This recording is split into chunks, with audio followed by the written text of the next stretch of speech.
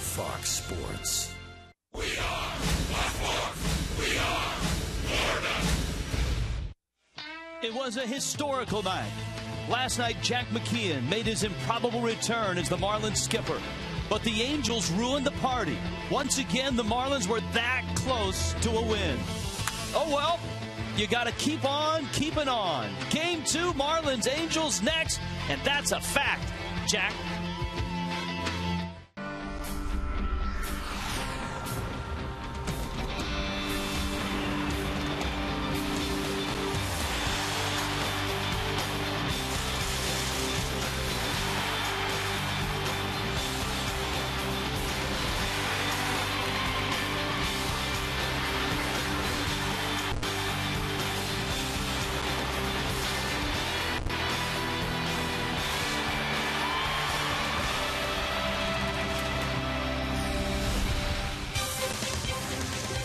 And that is a fact, Jack. There was rain here last night. Tonight, you can even see they've started the game in the parking lot.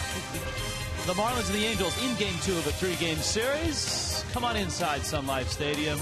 Jack McKeon, game number 2 on his return. Hanley in the lineup and hitting cleanup. And the Marlins trying to shake it up. Irvin Santana gets the start.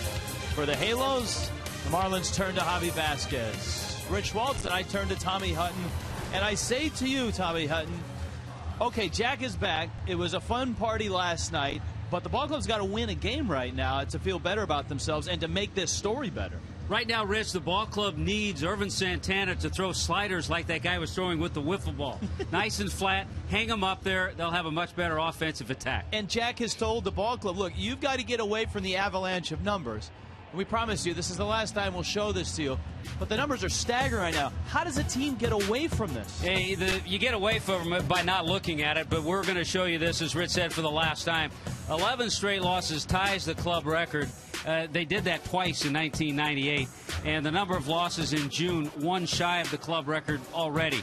Not scoring a lot of runs, there's so many things, but in 12 games this month, the Marlins have scored 2 or fewer runs. And in 8 games this month, 1 or fewer runs. You've got to have a better offense. And the Marlins need some starter to stand up other than Anibal Sanchez, who was terrific again last night. Here's the starters for tonight's ball game. You mentioned Irvin Santana, our Coventry Healthcare of Florida starters.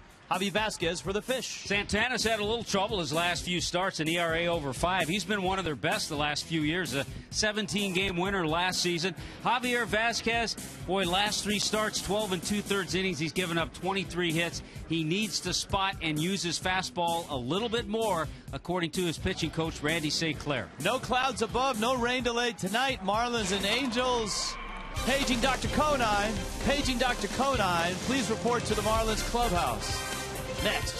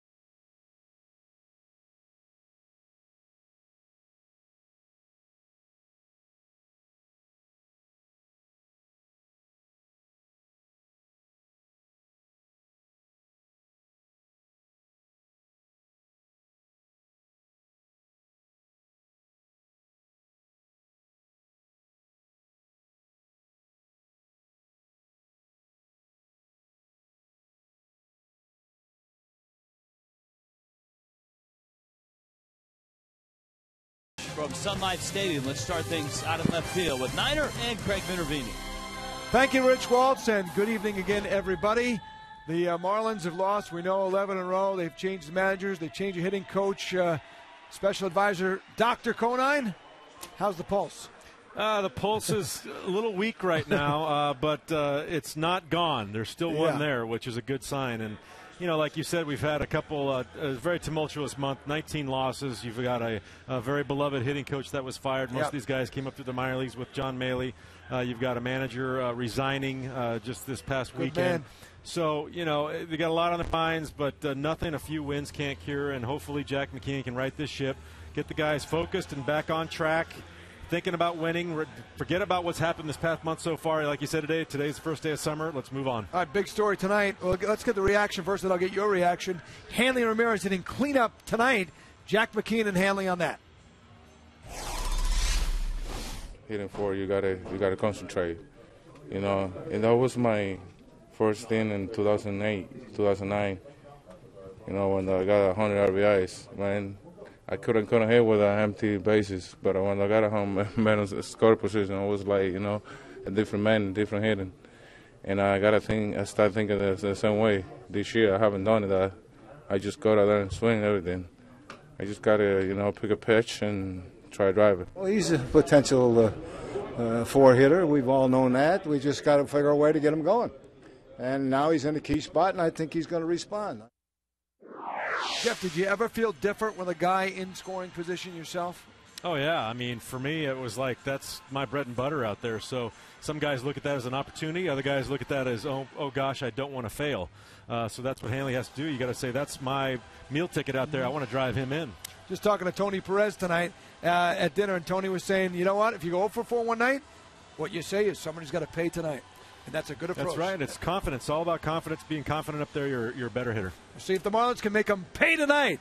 Game 2 of the series coming up. Mike Stanton back in the lineup. Rich and Tommy getting all set for the call. We'll have it next.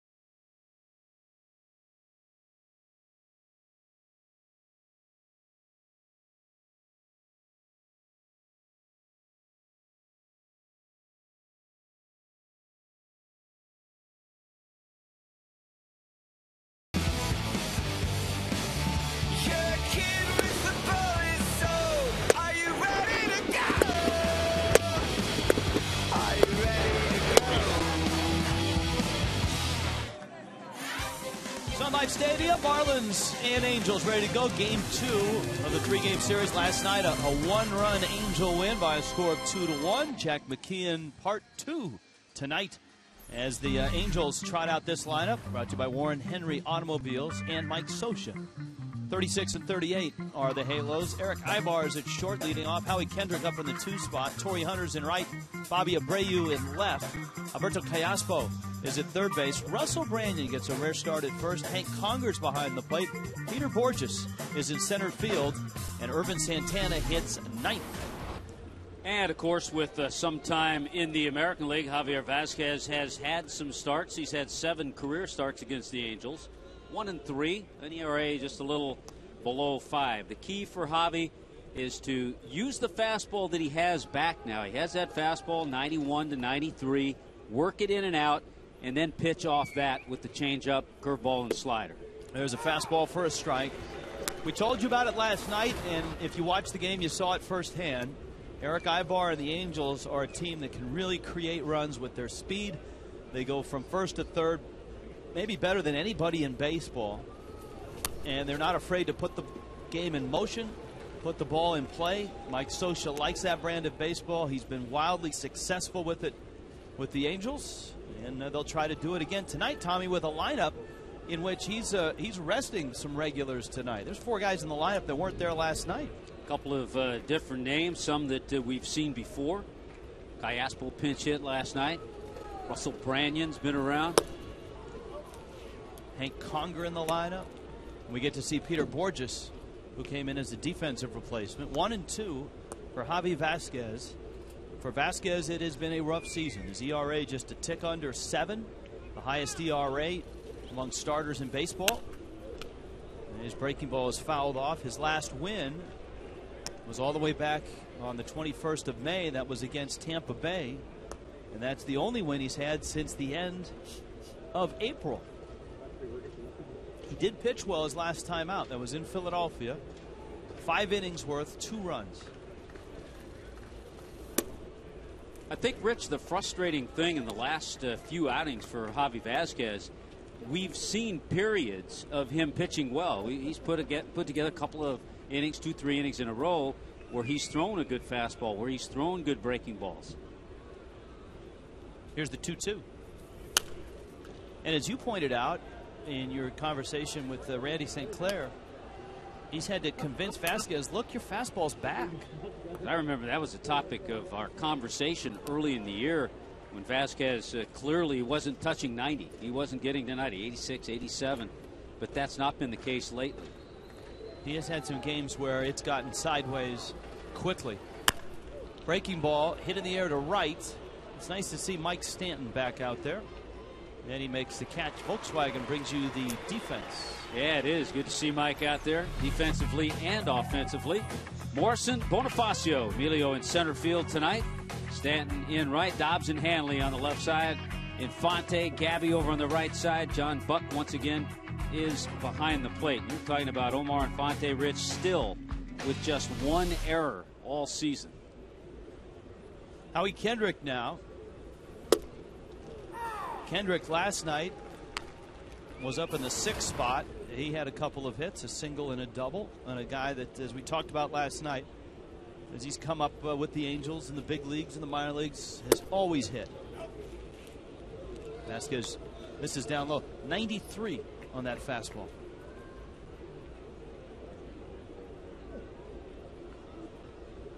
And it didn't miss. The 1-1.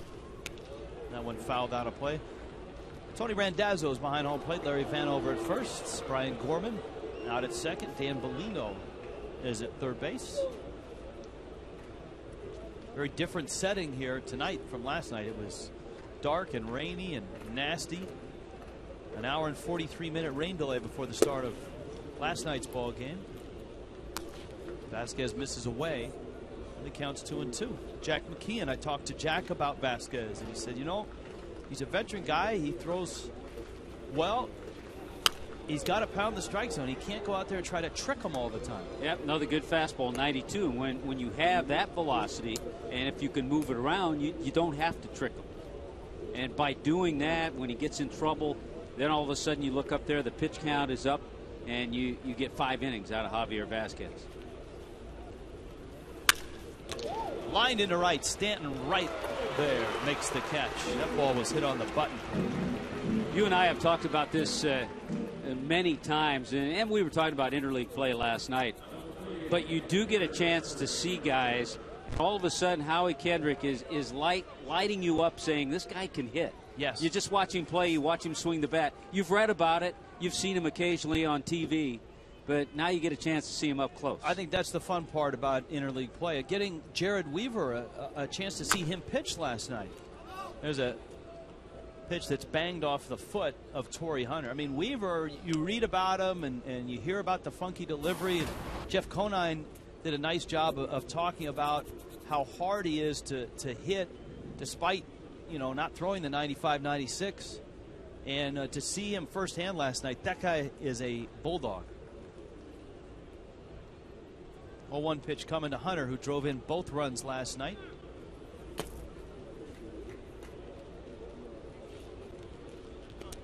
One and one. Abreu's in the cleanup spot.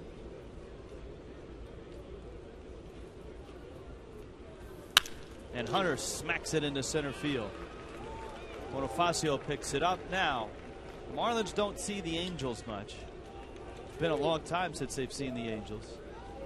But Javi Vasquez and Bobby Abreu have a long history against each other. And for Abreu, he's the guy that has come out on the best end of it. I mean, Vasquez retired him the first 6 times he faced him in their careers. But look at what's happened over the course of both who have had long careers. That's the most home runs by any hitter against any pitcher right now. Currently, yeah. And in his last 10 at-bats against him, he's 7 for 10. And that goes back to last year when Vasquez was with the Yankees. And, of course, Abreu was with the Angels. Well, he's on one of his usual tears. Last 17 games for Abreu, he's hitting .387.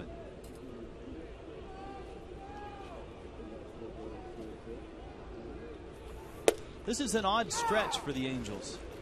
I mean, they were 2 games under last year and finished in 3rd place. No postseason for the first time since 2006.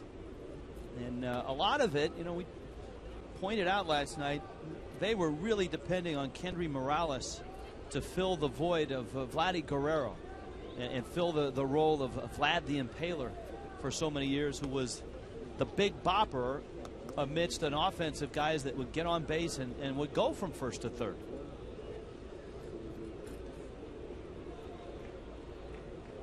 That didn't happen last year. They were hoping it would happen this year, and it fizzled again. Yeah. Morales hurt his ankle early last year in that home run celebration and had to have a second surgery this offseason.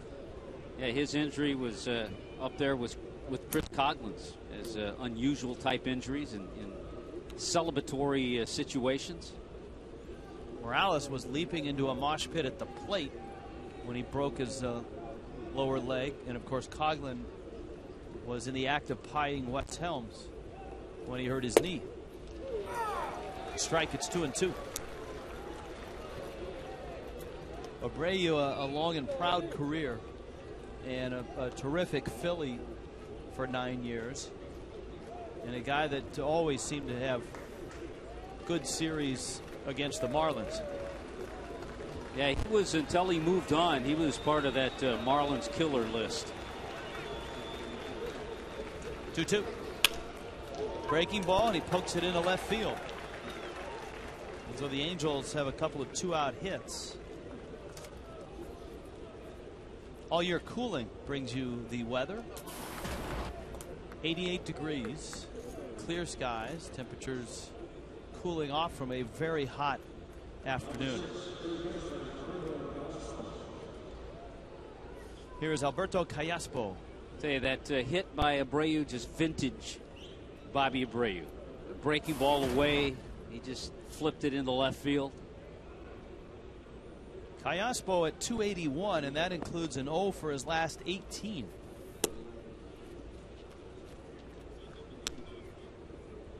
He really fits the mold of the Angels, a switch hitter with speed. Tough guy to strike out. He was the 2nd toughest in the American League last year, splitting his time between the Royals and these Angels.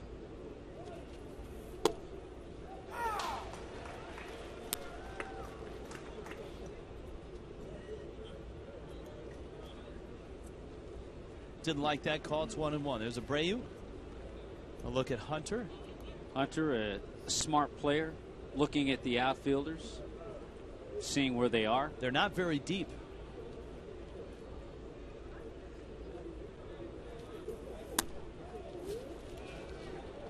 In fact, this is as shallow as I've ever seen an outfield play for a number 5 hitter.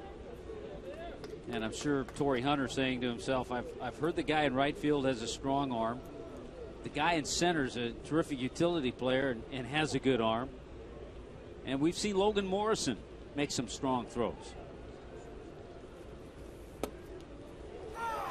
John Buck couldn't squeeze it. Despite that, Vasquez gets the strike.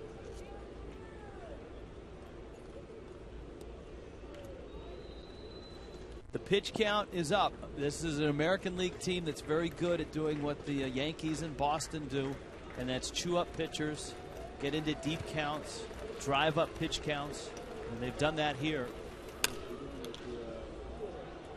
That's going to end up in the bullpen.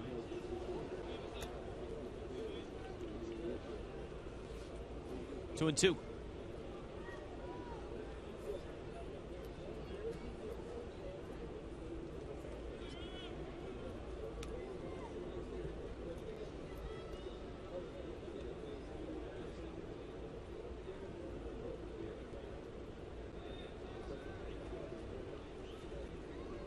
Two coming.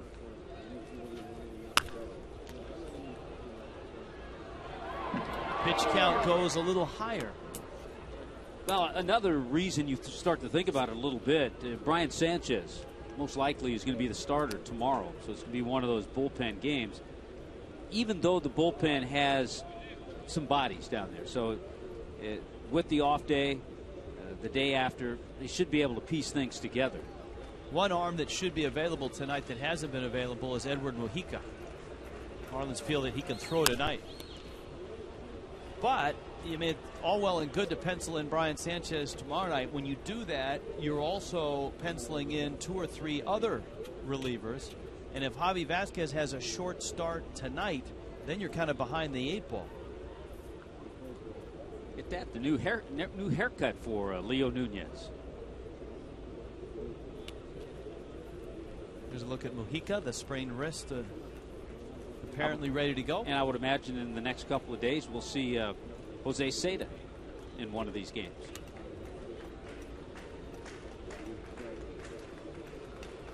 Alberto Callaspo working one of the longest at-bats of the year. Well, Callaspo in the clubhouse, there's Seda, in speaking to our crew and everything, knew that it was email and Twitter Tuesday. He wanted to allow us as much opportunity as possible. Right now it's only a Twitter Tuesday. The email server has crashed, much like the Marlins in the month of June. Breaking ball into center field, and Bonifacio goes back and he makes the catch. Remember, I told you how shallow they were playing. Bonifacio runs it down. It's a long but scoreless first for Vasquez.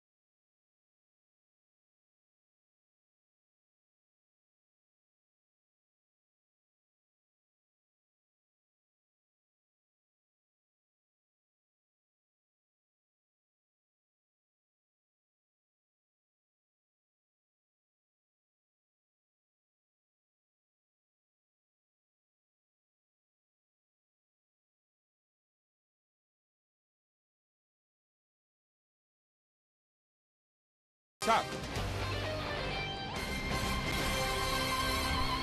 All right, the Florida Marlins try to end what has been an awful month and try to snap an 11-game skid tonight with this lineup, brought to you by Warren Henry, the Warren Henry advantage. Emilio Bonifacio is in center. Logan Morrison's in left. Gabby Sanchez is hitting third, and there's the change. Hanley Ramirez back in the lineup and in cleanup. Behind him is Greg Dobbs. Mike Stanton's back as well. That should help. John Buck doing the catching. Omar Infante hits 8th, and Vasquez hits 9th. Well, a guy who's been a solid pitcher for the Angels the last few years, 28-year-old Irvin Santana, has struggled his last few outings, last 3 starts. His ERA has been over 5, and he's 0-3 during that time. So Santana unwinds, and Bonifacio takes slow and inside. Bonifacio had the start last night at shortstop. And, of course, last night, Jack McKeon's first game.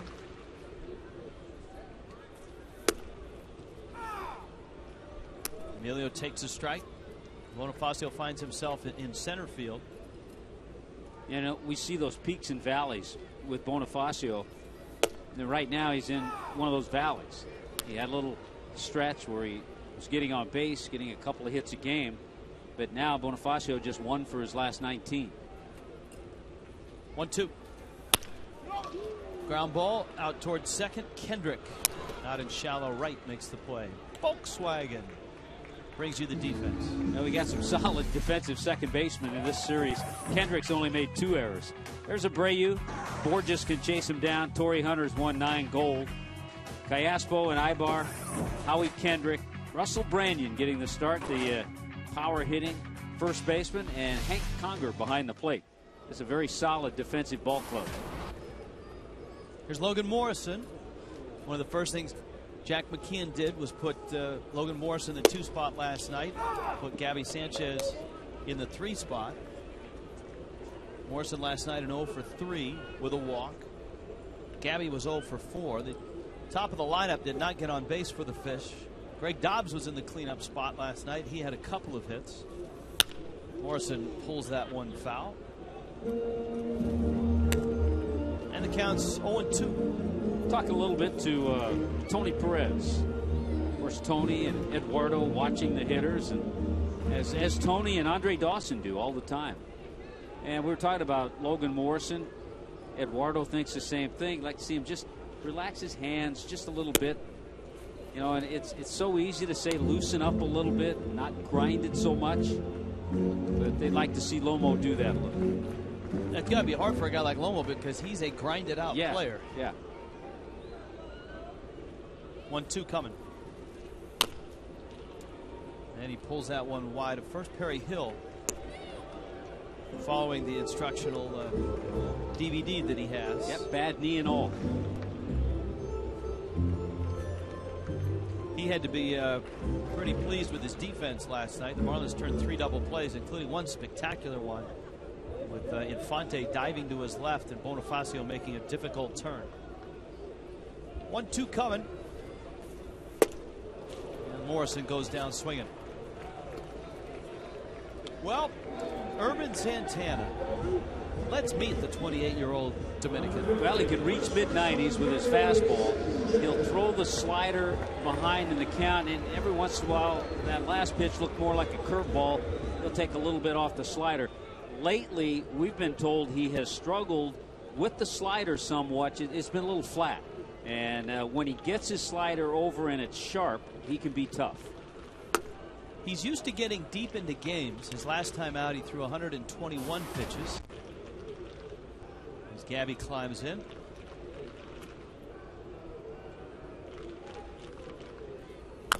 Sanchez with 18 doubles on the season, and number 19 looked like it was coming last night on that ball he hit down the first base line. He punched a drive, and if any play, one play sums up what the Marlins have been through in the month of June, it was that. The ball that hit the corner of the bag, popped up, and instead of a double, here's a look at it. A lot of times it's going to go one way or the other. This one went right to the first baseman. And Trumbo made the play. Here's the 1-1. Jeff Conine pointing out on Marlins Live that the Angels were not playing the no doubles defense. And what are the odds? I mean, you do that 10 times, most of the time it's going to squib one way or the other, and you at least reach first base. Let alone it's not going to hit the base 10 times. Yeah. Gabby also hit that ball down the left field line. He just got out in front of a little bit, and it was chased down by Abreu. Andy Ramirez is on deck in the cleanup spot tonight. First time this year hitting in the cleanup spot.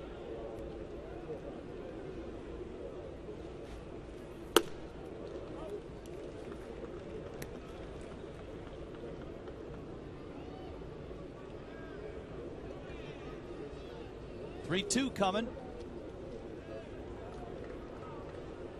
from the 2008 All-Star Urban Santana. That ball's hammered deep, gone.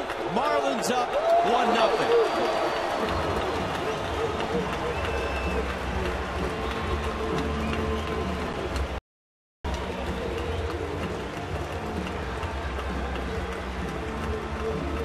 Steadiest Marlin bat all year. Gabby Sanchez continues to put solid, aggressive swings on pitches. Head down on the ball, scorched that one, no doubter as soon as he hit it. So 13 on the season for Gabby, 45 driven in. You haven't seen a whole lot of smiles in that dugout over the last month. And here is Hanley. Chops at the first pitch. Callaspo gobbles it up and throws him out. And Hanley is out number 3, but the Marlins are on the board. The Gabby Sanchez home run.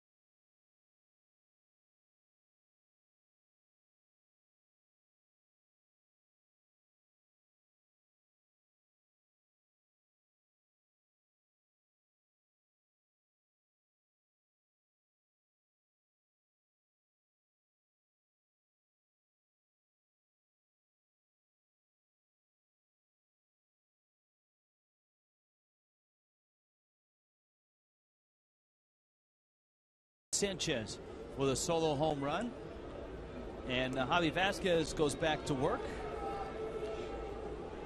Well, Vasquez, remember, ran into Bobby Abreu. We told you about Abreu's career numbers against Vasquez. Russell Branyan comes to the plate, who always has that trademark big uppercut swing, and Branyan's numbers against Javi are good. Look at the shift that the Marlins have on with Hanley pulled over towards the first base side of the bag.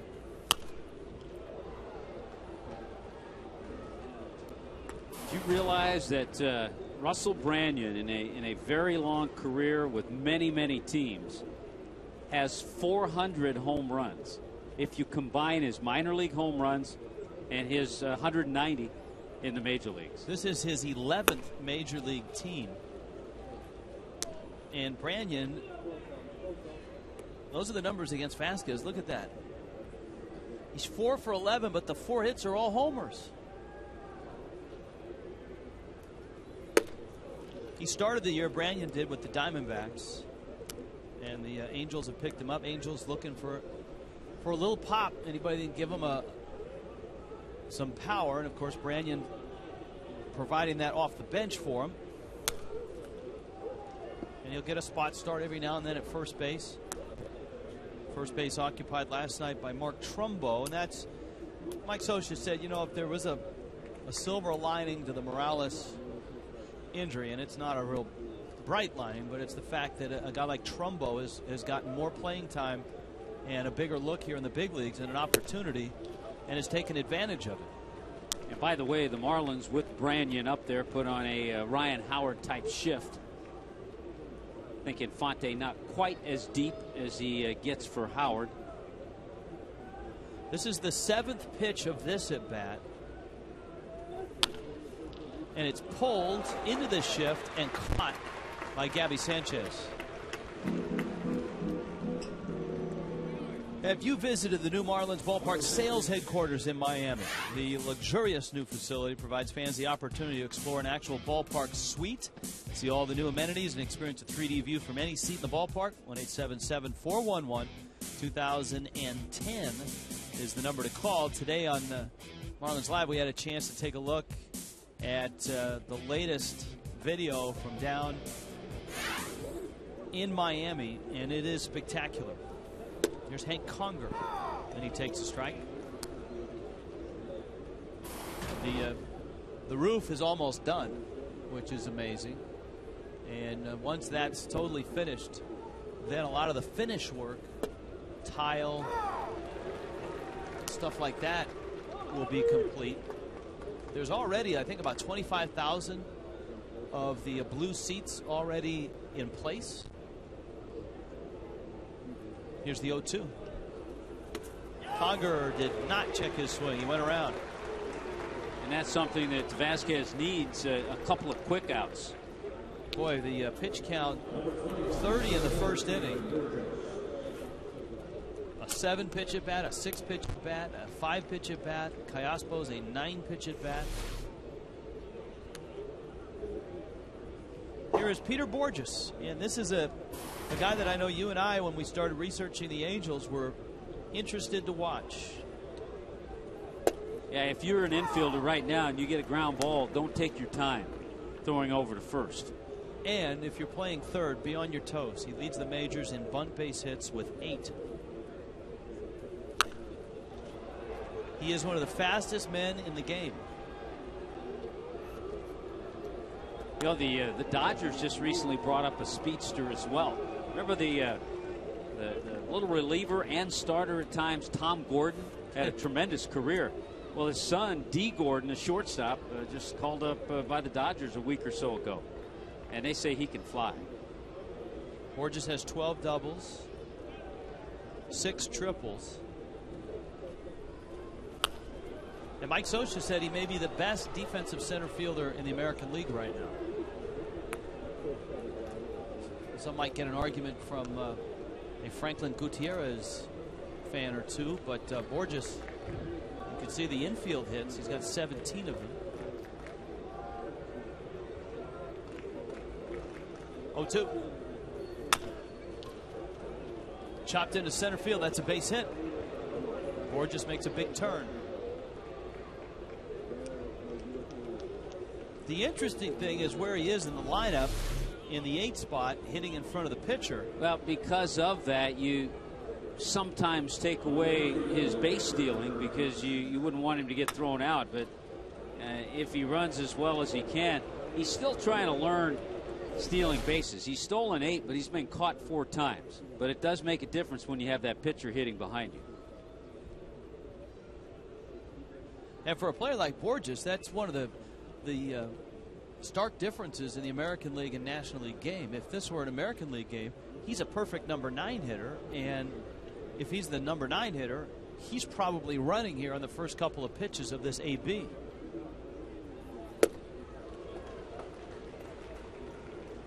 Santana swing and a miss.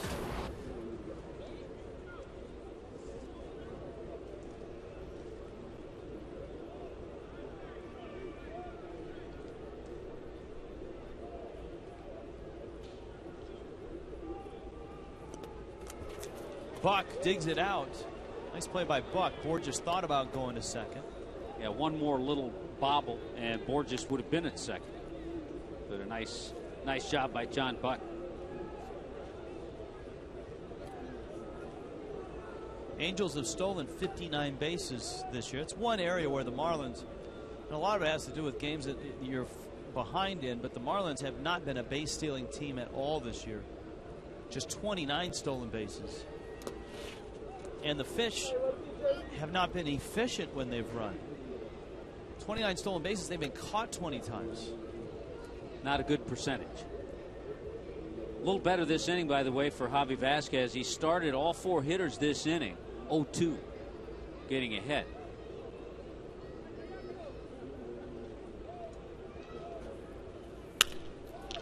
Ground ball in the hole. Hanley a dive, and that's going to be a base hit for Santana.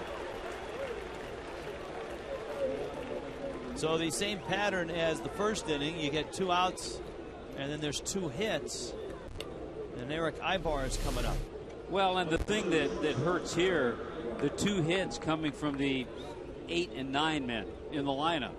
And Vasquez getting ahead, but not able to put them away. No chance at all for Hanley, either at second or at first. And now it's back to the top of the order. And remember, Ibar had a long pitch at bat, fouled off a number of pitches.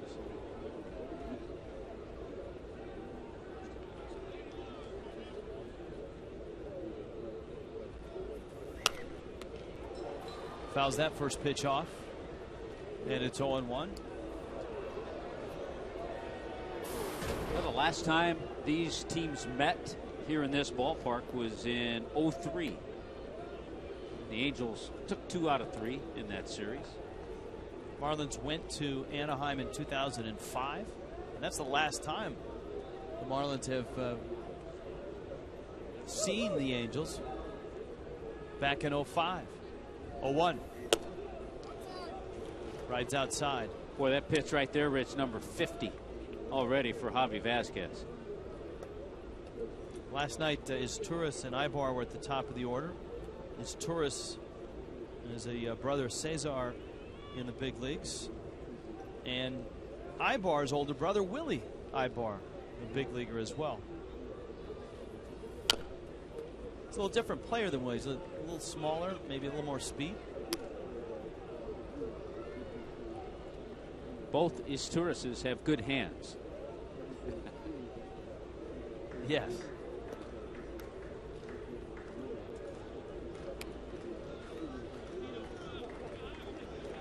Santana and Borges out on the bases.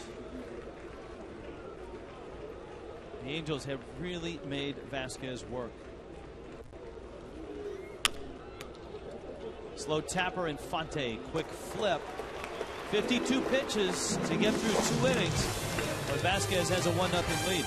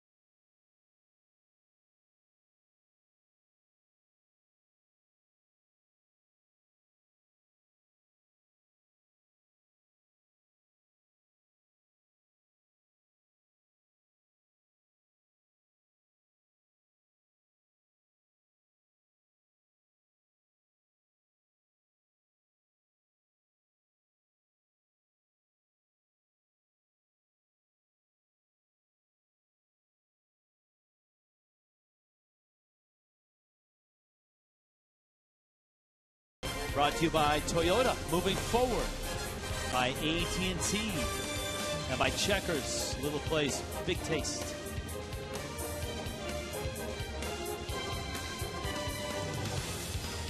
There you go, Mr. Hutton, for your dining pleasure. 1-0 Marlins on top. Gabby Sanchez home run. Irvin Santana finishing his warm-up tosses. We told you earlier in the night that technically our telecast is following the Marlins June. Our email server is down. Engineers are scrambling to take care of it, but you can get a hold of us on Twitter, FS Marlins on Twitter. And so we'll start diving into the Twitter mailbox as Greg Dobbs digs in. There's your Twitter, FS Marlins. Nice Twitter from Disco Love, saying that she was excited because she's actually been able to see her seats in the new ballpark. Santana throws a strike to Greg Dobbs. All right, here's a tweet for you. JP in Fort Lauderdale. At this point, it looks like the Marlins will be sellers at the trade deadline. Who would be guys that unfortunately might be on the block? Here's the 0-1. The problem with that is that all the guys that the other teams are going to want are guys that most likely you're not going to want to sell. Some of the young players, like a Logan Morrison, a Mike Stanton. It's easy to say, well, sell this guy. Dobbs busts his bat into center. Borges did not make the catch. Greg Dobbs has 3 hits in this series, and they've all been of the bloop variety. Greg Dobbs' theory, we've talked about his theory and his approach on hitting.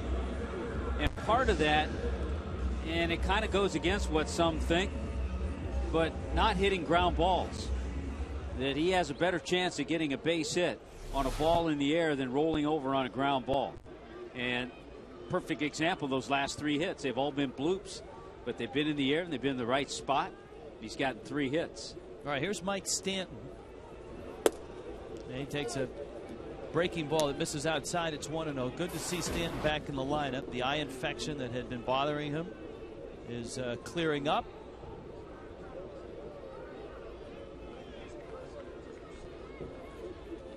It was a tough stretch for Mike, as it was for many of the Marlins hitters, before he was out of the lineup.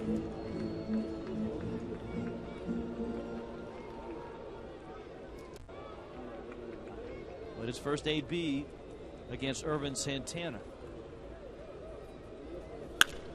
Sharp ground ball into left field. That's a base hit. Boy, what a boost it would be for the Marlins if Mike Stanton were to get on a roll, or at least be productive, because you've seen it when Stanton hits, the offense has a very different feel to it. Yeah, absolutely. And Niner mentioned it on Marlins Live.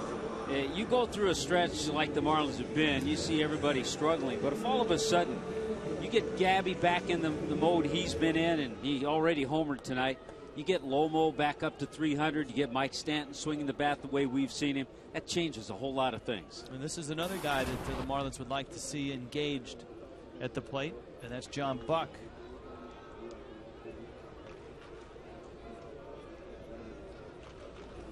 I guess, Rich, my question to that tweet would be, who would you want to sell? Well, we can throw that out there to Twitter Nation, and again, our engineers working feverishly to fix the email issue. John Buck shortened a bunt. It would be surprising if he did bunt with Infante in the 8th spot and the pitcher behind him. Yeah, not a good idea for him to bunt in this situation, and I'm sure he did that on his own. Well, he showed bunt, and now Santana has fallen behind 2-0. A little history, not very good for John Buck against Santana, just 1 for 14.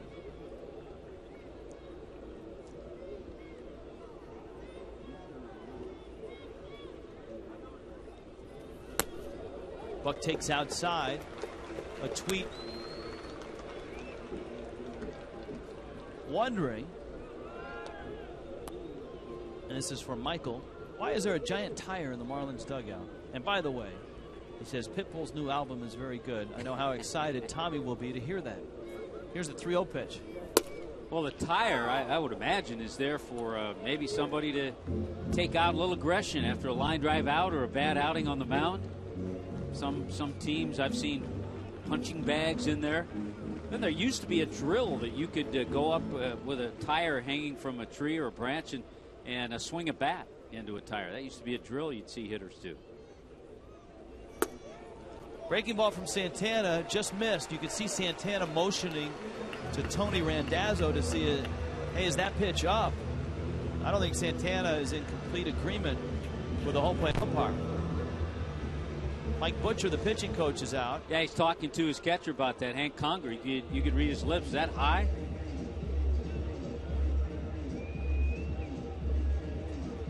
So the good news for the Marlins, they have the bases loaded. The good news for the Angels is that they get to go after Infante and Vasquez. Well, that's why he's upset. You can see on Fox Tracks, only 2 in that sequence were out of the strike zone. That's a pretty good pitch. Yeah, that's a strike. So the Marlins get a little bit of a break. See if they can try to capitalize on it. But this is the key at bat in this situation. And of course, Vasquez does swing the bat pretty well for a pitcher. So Infante, with nobody out, in the air, right center, should be deep enough to score the run. Hunter lines it up, makes the catch. Dobbs is coming home, and he's going to score, and smartly tagging at second and getting to third is Mike Stanton. And I'm a little surprised that Torrey Hunter, as veteran and outfielder as he is, came home with that ball. Yeah, he had no play at all at the plate because this ball was hit deep enough. Consecutive nights, the Marlins have been able to get a sac fly, a ball into the outfield. Dwayne Wise did it last night. And here's the setup. Really surprised because you can see, if you're the right fielder, you can see the runner tagging up at second. And Torrey Hunter still came home with the throw. All right, here's Vasquez now with runners at the corners, and let's see if Stanton's hustle, one of the little things, can.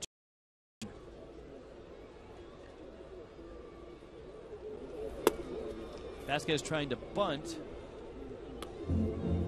and he missed it. It's 0-1. Now, we've talked about this play, first and third with 1 out, that if you're the runner at third, you can creep as far as the third baseman goes. But Mike Stanton was 5 feet from third base as Callaspo was charging towards the plate. This is one of those times I roll the dice, take the bunt off, and let Javi swing.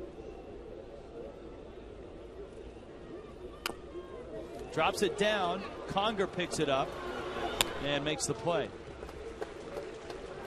So now you got 2 outs, and here comes Bonifacio.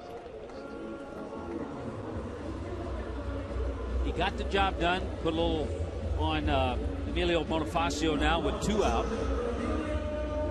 But a good job by Javier Vasquez.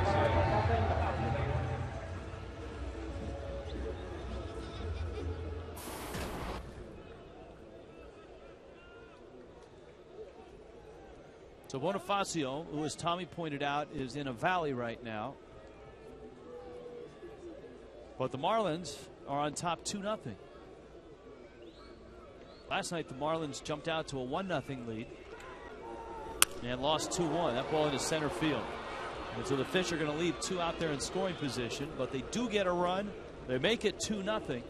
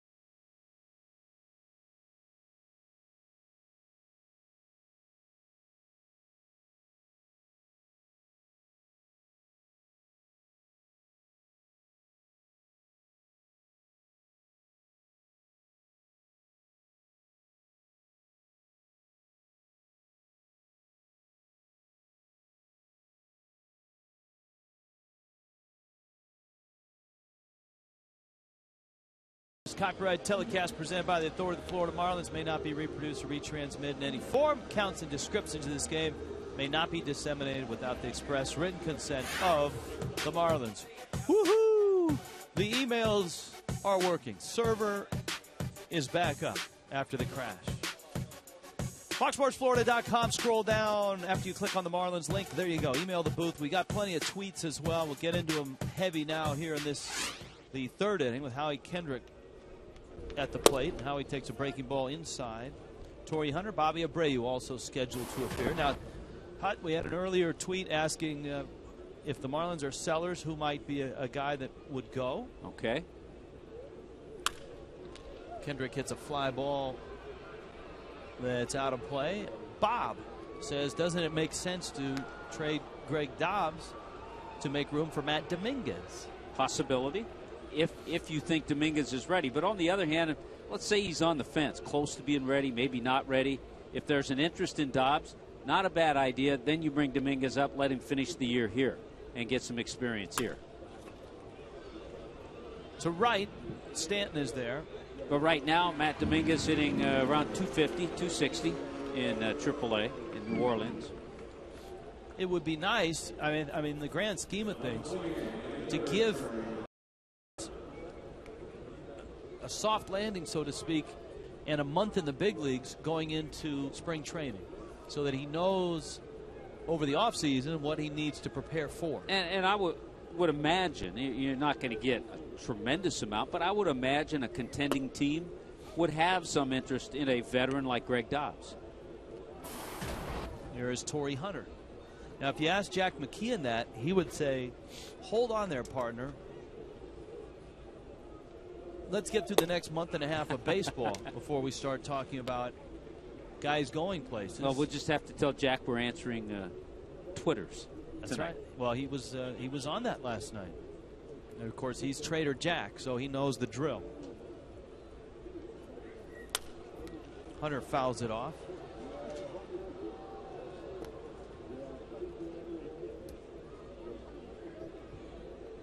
Another tweet from Pap.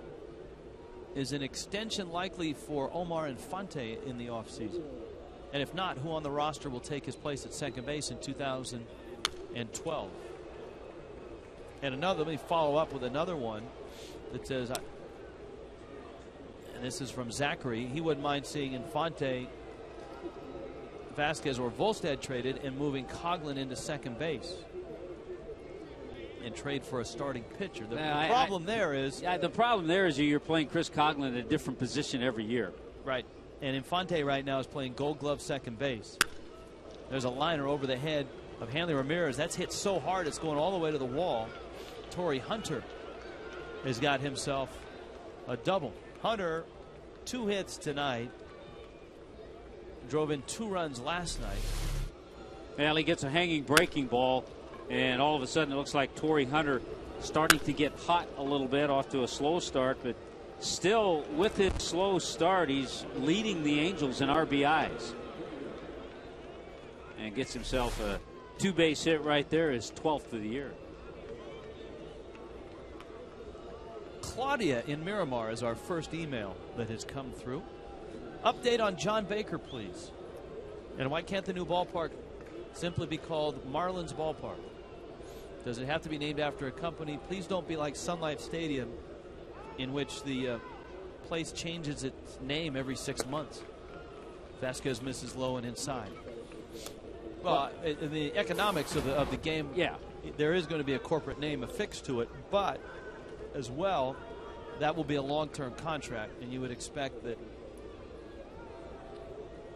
much like Citizens Bank Park or Citi Field, that name will be there for a while. I don't think Landshark will be involved in that transaction, as much as I like Jimmy Buffett's music. Last we heard on John Baker, they had stopped throwing but is continuing to hit. Still hitting. Had a little bit of a setback, but you know, when you're coming back from Tommy John surgery, that's kind of normal. Our crack staff usually gives us updates occasionally on John Baker as well. So we may have more for you later. I got a tweet here from Keebler Heater. They just showed the arepa stand on Fox Sports Florida. Best food at any ballpark. They had named that arepa stand. I started to get hungry looking at it myself. I think they've named that in honor of Miguel Cabrera. That was one of his favorite snacks. He had some favorite stands all around the league. Yes, he did. Bobby Abreu at the plate with Torrey Hunter out there at second base. Remember, we told you that Abreu has just eaten Vasquez up alive in his career. 80 at bats, almost a .320 average, and 10 homers. Pulls it over to the right side. 2 outs. Here comes Callaspo. Ticketsofamerica.com. When you hear Anaheim, you think Disneyland, Knott's Berry Farm. Great chicken dinners at Knott's Berry Farm, by the way. Great pies, too. Los Angeles Angels of Anaheim.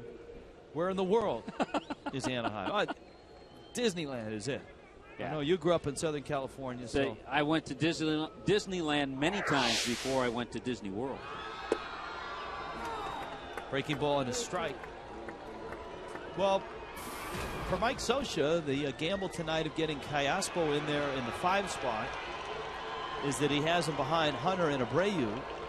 Callaspo made the last out of the first inning, and now with a runner at third and 2 outs, he bangs one to short. Hanley over to get it, sets himself and throws him out. And Vasquez gets through the third. 2-0 Fish. Back to the emails when we return.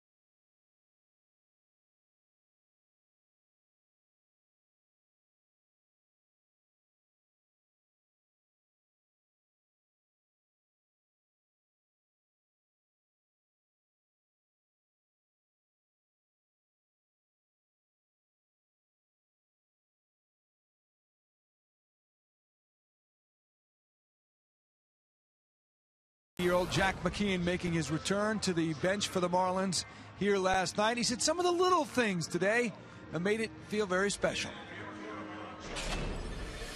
Seeing the local press here and the media, which we've always had a good relationship, seeing all you guys come up and congratulate me and happy to see me back, that was special.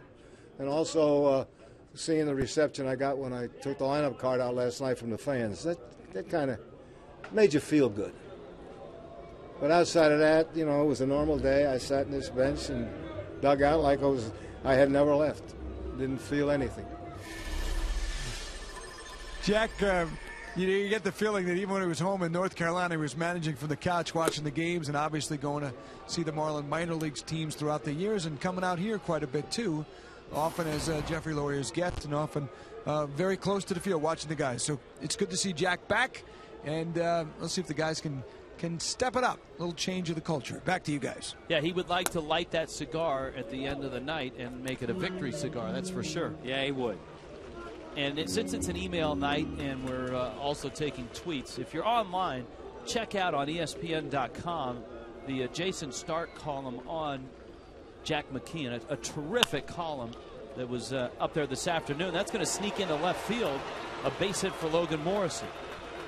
Last night we talked about, we pulled up the that 1973 Royals team that Jack managed, and Stark points out that the first game that Jack managed, there were 5 future big league managers in that game. Lou Piniella, Bobby Valentine, Frank Robinson, Hal McRae, and our own Cookie Rojas. The youngest player in Jack McKeon's lineup that day was John Mayberry, who is now 62. And the fellow managers in the game at that time, Gene Mauch was still managing, Leo DeRocher, Ralph Houck, and Walter Alston. And so it's a good read by our buddy Jason Stark, who was around the ball club when we were up in Philadelphia. Always a good read, and always great to talk to Jason when we see him in Philly. All right, Morrison's at first. Gabby Sanchez a homer to left in his only at bat. And he checks his swing on a 95-mile-an-hour fastball. Tim in Tallahassee. And our salute to Tallahassee right now. Rich and Tommy with Gabby's home run in the first. What are his chances of making the All-Star team? I know you heard a very interesting discussion today. I heard a discussion today on the radio. A couple of guys, former GM Jim Bowden, part of it, talking about, first of all, how difficult it is for a manager, and it'd be Charlie Manuel, putting together it'd be Bruce Bochy. Well, it'd be Bruce Bochy, it would be the league, and it would be players voting. But it's so hard, and they were going through every position. They were going through the pitching staff, and without question, they had Prince Fielder, who's leading in all kinds of things, as you watch Gabby go deep. And they have Joey Votto, last year's MVP, who's having another MVP-type season. They had Gabby on the bubble. But the tough part, you have a guy like Mike Morse with the Nationals who's really gotten on fire. He can play first in the outfield, and it makes it tough. It's going to be tough. Does he deserve it? Absolutely, but it's going to be tough. So you said Gabby's on the bubble. That means he's going to have to win his conference tournament to get in. Here's a 1-2. And he goes after a breaking ball. The one name that you heard in that discussion that was on the team without any question is Anibal Sanchez. Anibal Sanchez, in their discussion, was one of the top 5 pitchers they named. So that was good to hear. It's good to know that people nationally are taking notice. Dropped his ERA to 2.90 last night with a 6-1 record. He has been tremendous. Look at his last 2 starts against Roy Halladay and Jared Weaver, nonetheless. Had Halladay beaten, and of course dueled Weaver to an even 1-1 score before he left. Here's Hanley now. Let's get your take on this, because Jack McKeon, and this shows to me a deft touch by McKeon, pulled Hanley from the lineup last night, but tonight he's in the cleanup spot. Well, it's a spot that Jack has said he thinks if Hanley can take off, it'll certainly help this ball club. First time this year hitting the cleanup spot. He's hit first, he's hit second, he's hit third this year. And I think one of the things, and I started looking at a couple of players' past history, just because you're hitting cleanup and you're expected maybe to drive in 100 runs, you don't have to hit 30 home runs. And 2 guys came to mind. In 1985, Tommy Herr had 8 home runs and 110 RBIs for the Cardinals. And if you go back a little further, in 1970, I saw this guy coming up. I was in the Dodger organization. Wes Parker had 10 home runs and 111 RBIs. So you can drive in runs without hitting home runs. For the ball game, Hanley Ramirez and Jack McKeon talking, and they spoke as well in the clubhouse as well. And I mean, that's vintage McKeon, the 0-2, and is fouled off, in that he's not afraid to lay down the law no matter who you are, but at the same time, the next day, he'll give you a chance to redeem himself. He's not going to shut you out. He's going to come and talk to you.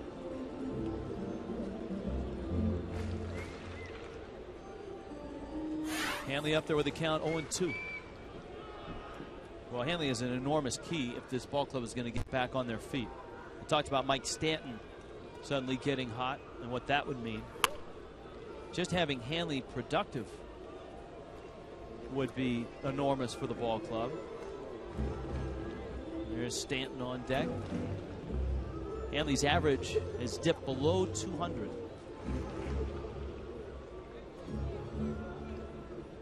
Morrison's at first.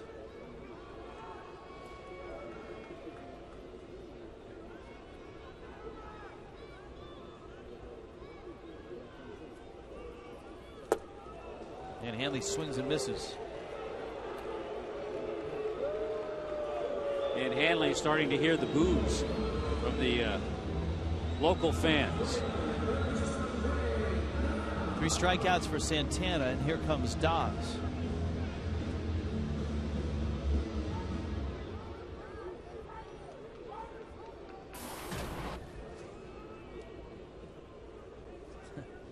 John in Palm Bay. Tommy, can you please politely tell Hanley that he is standing too far from the plate? Further back than previous years. Check the videos. Just what he needs is another voice in his ear. He's watched video. He's been told many things. Yes, his swing's too long. He has to shorten it up. He has to get to the ball quicker. He knows all those things. And he just hasn't been able to put it together. But we appreciate the email, John in Palm Bay. And John obviously paying close attention. Dobbs breaks another bat. Callaspo's throw is not in time. Hustling to third is Morrison, and he is out. Logan thought he might be able to sneak into third with Callaspo occupied. And he's out on a nice throw from Russell Branyan. 2-0 Marlins.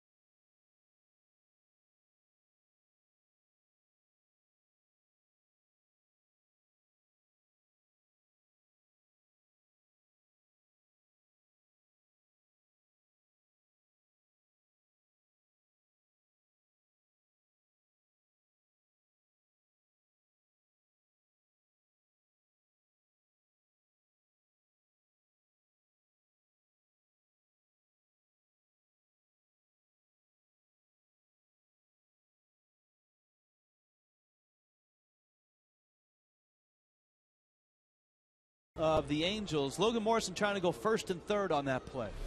It's a tough call, but you know what? He's going hard all the way. He's looking, he's looking, he's looking. Head is down. You know what? You try to force the team to make a perfect throw. And unfortunately, in this case, the Angels complete the play with a perfect throw. You'd rather see that than a player standing back, maybe reluctant to try to make a play. And going station to station or base to base. In the middle of an awful losing spell like this.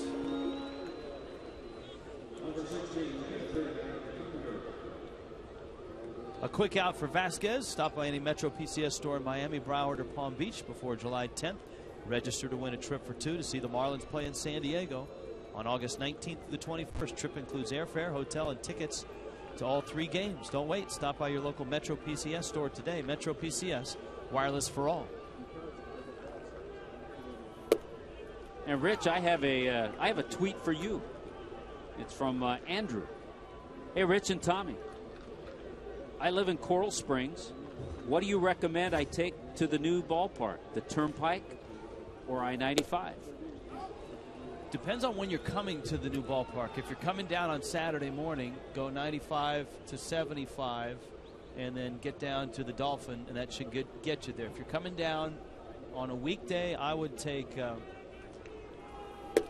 Sawgrass to 595 to Turnpike and get in the express lanes on 95, and that'll zip you right down. See, and I threw that to you because of your familiarity with the Coral Springs. Here's the 1-2. That one fouled at the plate, but I would stop at Elevation Burger first and grab a chocolate banana shake before you come. Hank Conger is up there right now with Peter Borges right around the corner. Good emails tonight. We're sorry for the technical glitch, but they're coming through now. By the way, the John Baker question, you can check out his blog on Yahoo Sports. He's been blogging about his comeback. Conger, a young catcher that the Angels are very high on. He's just 23. Born in the Northwest and raised in Southern California, Huntington Beach.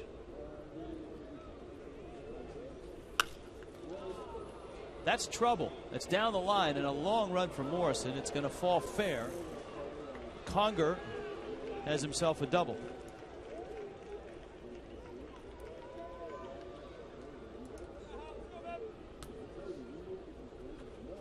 Let's flip the phone while we can. Angels have another runner in scoring position. Only Angel to win an American League batting title. Wow. Rod Carew. Boy, that's the first name that jumps out. Bobby Grich. Maybe a Darren Erstad. That's a good call.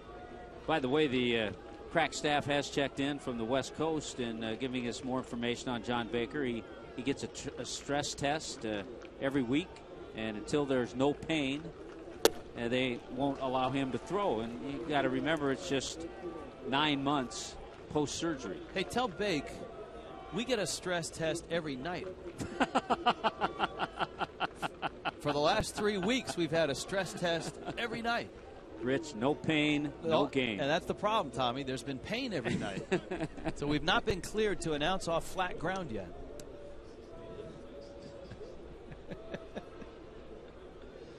Peter Borges at the plate. Hopefully we'll announce off the mound within the next week.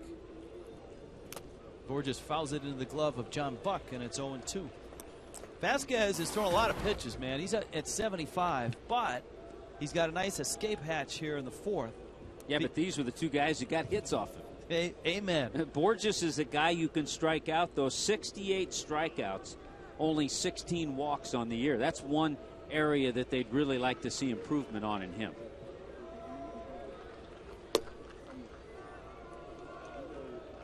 One and two. Glenn in Deerfield Beach feels it's obvious that the Marlins desperately need a veteran impact player, either at third base or somewhere else, who can put up big numbers and that young players can look up to.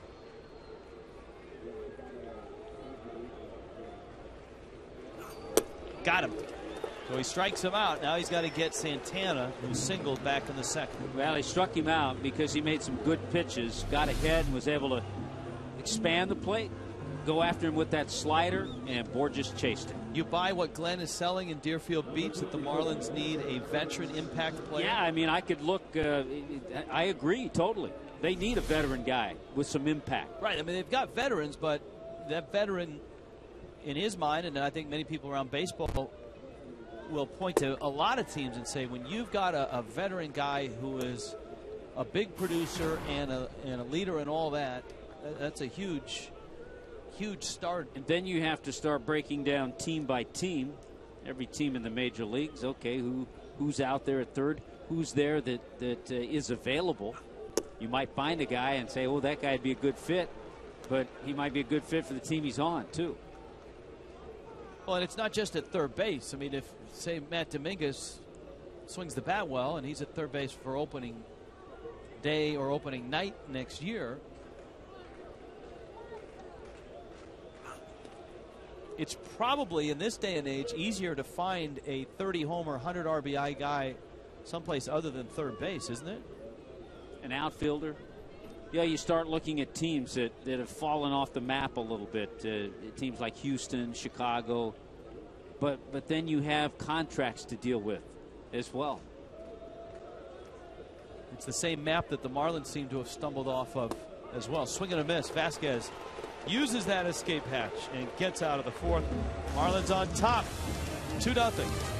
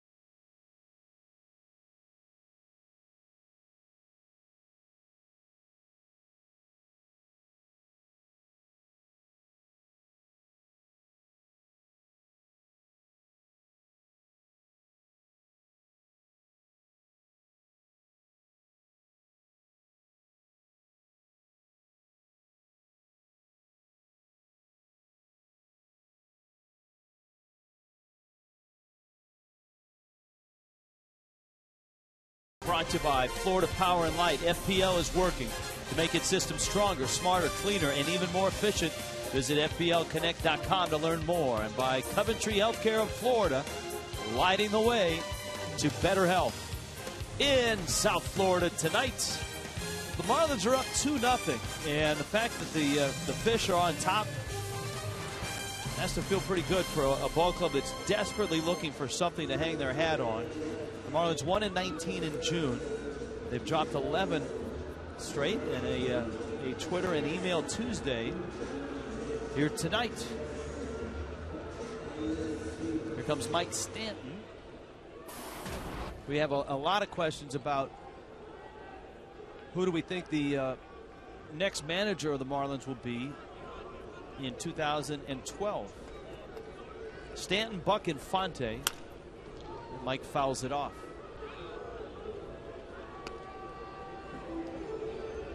Obviously, the names that are in the media and bandied about the most: Bobby Valentine, Ozzie Guillen, current manager of the White Sox, Ozzie Guillen. Here's the 0-1. I even saw in one report that listed possible candidates. Former Major League manager Larry Bowa. Larry Bowa would kick some you-know-what. and I think that's another point in the favor of a guy like Jack McKeon. And one of the reasons the Marlins went in McKeon's direction is because they want a little bit of that reality check and tell you what you need to hear instead of what you want to hear.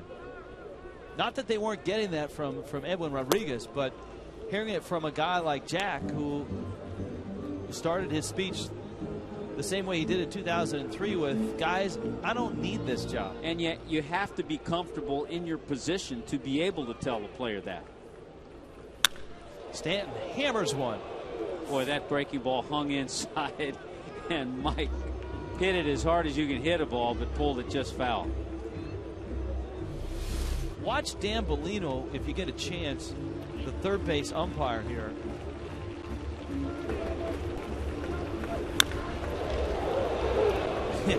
He trying to get out of the way and make that call at the same time. And heart's beating a little faster right now. 2-2. Stanton against Santana. Marlins have a couple runs on 5 hits. Elevates the fastball. Full count, 3-2. Buck on deck.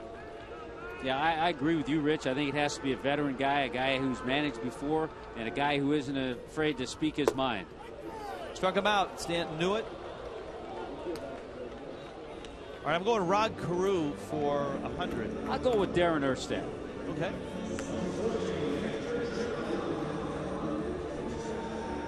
I know it's not Dick Schofield or Gary DiSarcina. Alex Johnson. Alex Johnson, big right-handed hitter. Got to go all the way back to 1970. I was thinking of Albie Pearson, too. But those were the real early years. That's it. You've lost me there. Jim Fregosi is as far back as I go. I go back to the Albie Pearson, Steve Bilko days of the Angels, the early 60s. I just remember the shots of Jim Fregosi, a tremendous shortstop, with the Angel caps that actually had the halo on the top. Who was, of course, traded to the Mets for Nolan Ryan. Jim Fregosi's name has come up. His name has been out there, yeah. There they are. There's the throwbacks. Got the old LA logo.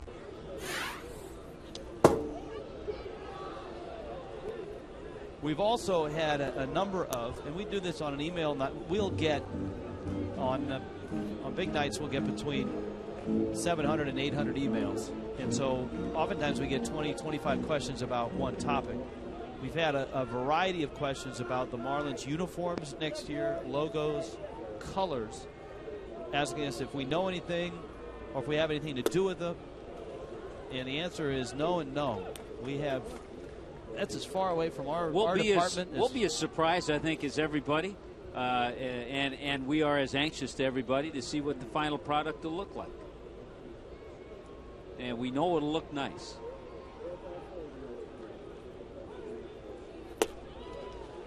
Santana really starting to click. Yeah, all of a sudden that slider's starting to work for him. Of his last 5 outs, 4 have been strikeouts. Of the Angels' all-time strikeout leaders in their history, Santana's number 7 on the list. But that slider is coming alive for him right now. Wait a minute, who else is on that? We got to see who else is on that. Is that a Frank Tanana? Is there a Chuck Finley on there?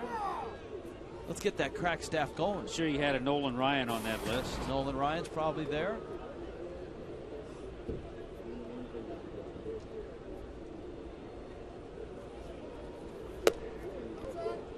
Pitch misses outside.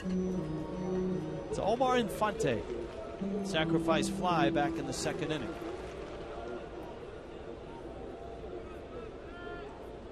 He hit a couple of them. Of course, Ryan's 1, Chuck Finley 2.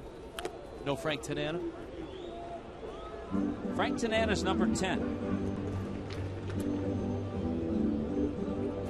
Clyde Wright, Dean Chance, former Cy Young winner. Who was the guy that the Playboy guy that threw the no-hitter? Is it Bo Belinsky? Bo Belinsky didn't win many games. By the way, had a my great mistake. time. I was looking at the wrong list. Frank Tanana's number 4. Okay. Here's the 1-2. Bo Belinsky didn't win many games, but boy, did he have a good time. Yeah, he did. He pitched that no-hitter. All the photos I've seen, the talk of the town. All the photos I've never seen a picture of him in uniform. It's always with a starlet on his arm. Mark Langston, John Lackey on that top 10 list. Mark Langston. Boy, Santana strikes out the side in the 4th. We have 4 innings in the books, and the Florida Marlins lead the Los Angeles Angels 2-0.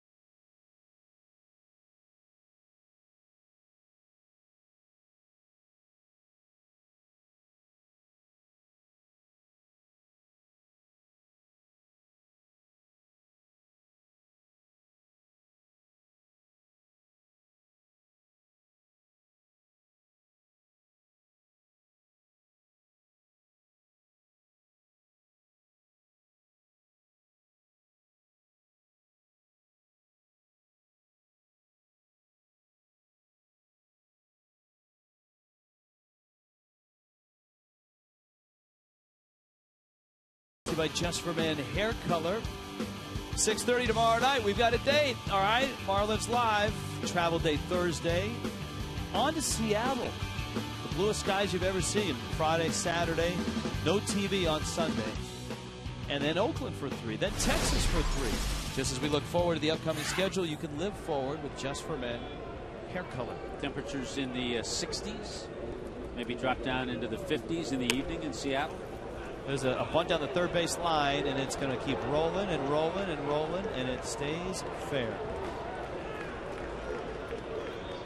And Eric Ibar, with his blazing speed, is aboard. Well, you have a couple of guys. You're absolutely right, Rich. In the American League, when you can have Borges hit ninth with 8 bunt hits, and then have a guy like Ibar, that's a back-to-back speed, and that ball just wasn't going to go foul, was it? Howie Kendrick now, then Torrey Hunter, and then Bobby Abreu. Ibar might not be at first very long. He's 15 of 17 in stolen bases. Bouncer up the middle. Hanley, step on the bag, fire to first in time. Well, the double play was a big play last night for the Marlins, even in a 2-1 loss.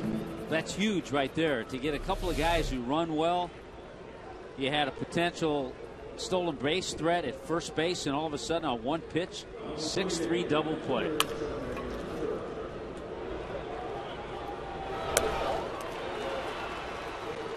So Kendrick bounces into a double play, and here is the Marlins' personal tormentor the last couple of nights, Torrey Hunter. JM Lexus presents our leaders of the game. Grounding into double plays, the Angels, number 2 in Major League Baseball. Number 1 in the American League. JM Lexus price made us number 1. Click jmlexus.com to find out how do you get Torrey Hunter out? That would be the question that the Marlins... That could be our trivia question tomorrow night. Because he is a 3 for 3 tonight. Remember, he drove in both runs in a 2-1 win last night. Really had the potential to be a tremendously low pitch inning. With Ibar reaching on the bunt, that was the first pitch. The double play was on the first pitch, so he'd gotten 2 outs on 2 pitches.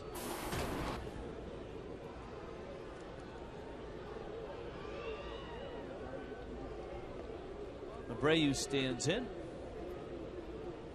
And with 2 outs, Hunter's at first. Abreu 1 for 2. Warren Henry brings you our player profile of Bobby Abreu. It's 37. Look at the career numbers against the Fish. 3rd all time. So he's on that Fish killer list. 167 hits. A lot of Phillies on that list. You know, we were talking last night about the year in 05 when he won the home run derby. I went back and looked, and he at 307 had 18 home runs before the All-Star break. Then he won the home run derby. I mean, hit a lot of home runs. He got tired. The second half of the season, he hit 260 and had 6 home runs. And I think Abreu was probably the first guy that people talked about at that time that had problems after the home run derby. Are you a home run derby fan? It's fun to watch. It's fun to watch. I don't know if it's great for... I think it's okay for some hitters. I think some hitters, psychologically, it might not be that good. It's fun to watch for about a half an hour. I think it's too long. Amen. It's way too long. It's like, you know, going to the ice cream shop and you have a couple scoops, and then there's a couple more and a couple more and a couple more, and after a while it's like... I'll be honest, I don't watch the whole thing. It's tedious because it's too long.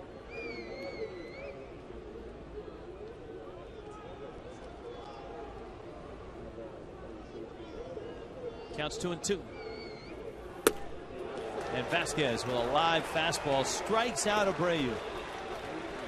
Well, the Angels have more hits, but the Marlins right now have a 2-0 lead. And Vasquez is through 5.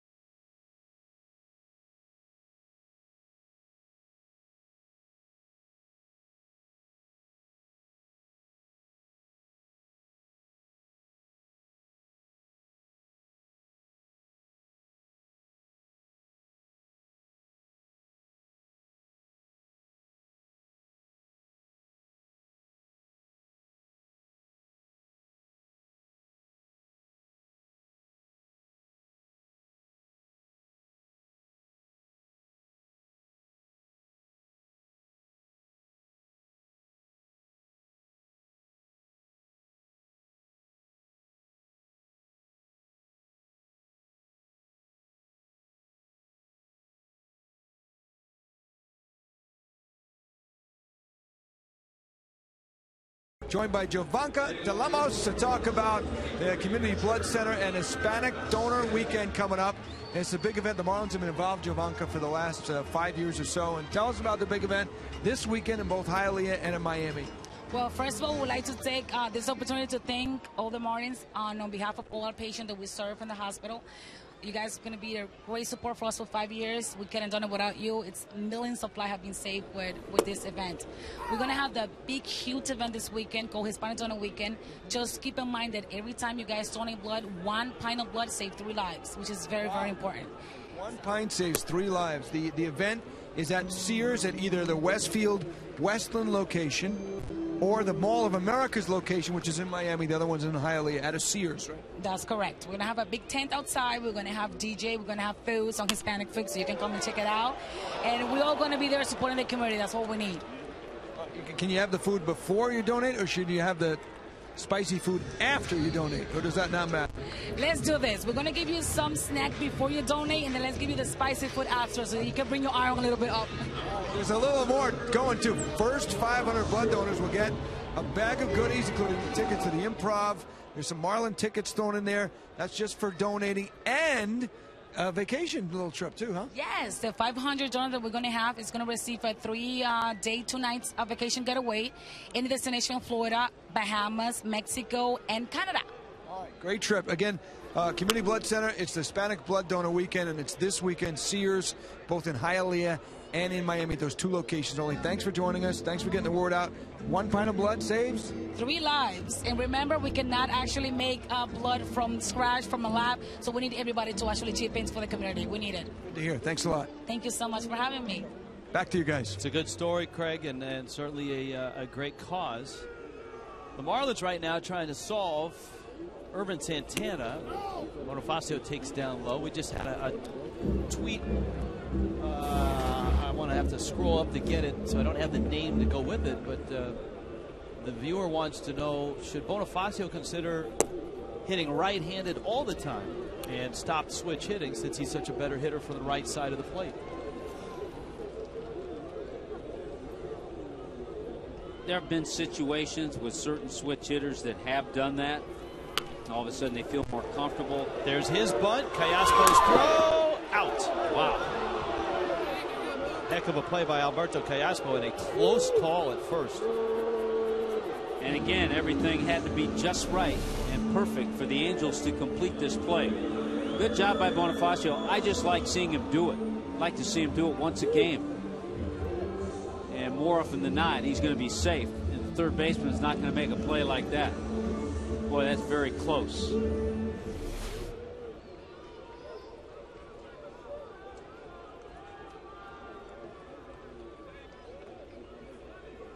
There's Logan Morrison, who struck out in the first and singled in the third.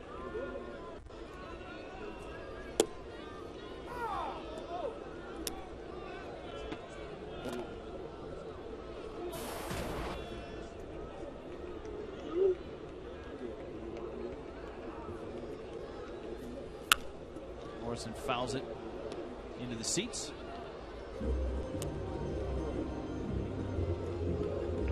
And it's 0-2. 2-0 Marlins on top. A Gabby Sanchez homer in the first. Omar Infante sacrifice fly in the second. Angels are out hitting the fish 8-5, but Javi Vasquez has maneuvered his way through and around. No swing. The Angels order. And the way Vasquez was pitching early, I mean, he had 52 pitches his first 2 innings.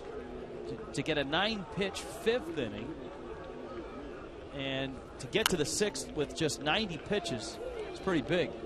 Yeah, just 24 pitches the last 2 innings.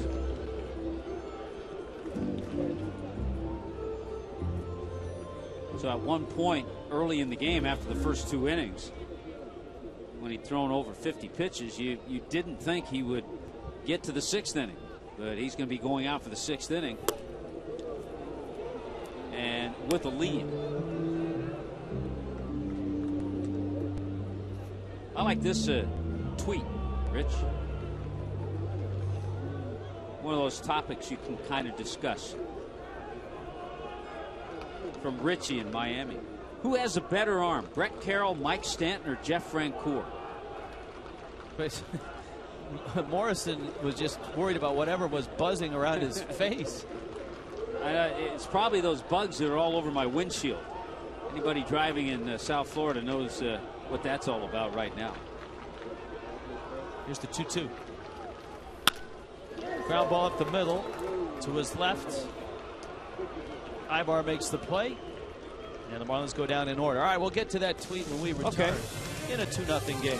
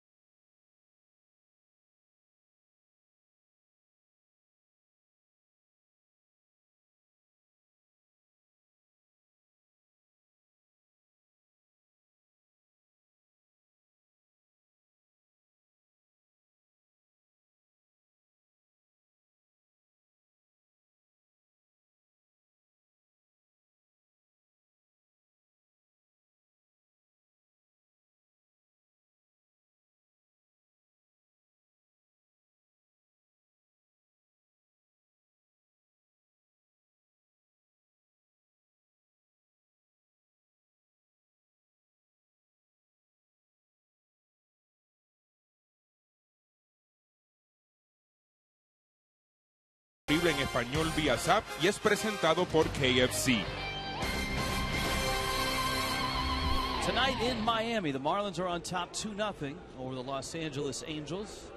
Alberto Callaspo, along with Russell Branyan, Hank Conger in the 6th against Javier Vasquez. His 91st pitch sails outside. Callaspo is 0 for 2. He's flied out and bounced out. All right, the tweet that you got. Who has the best throwing arm?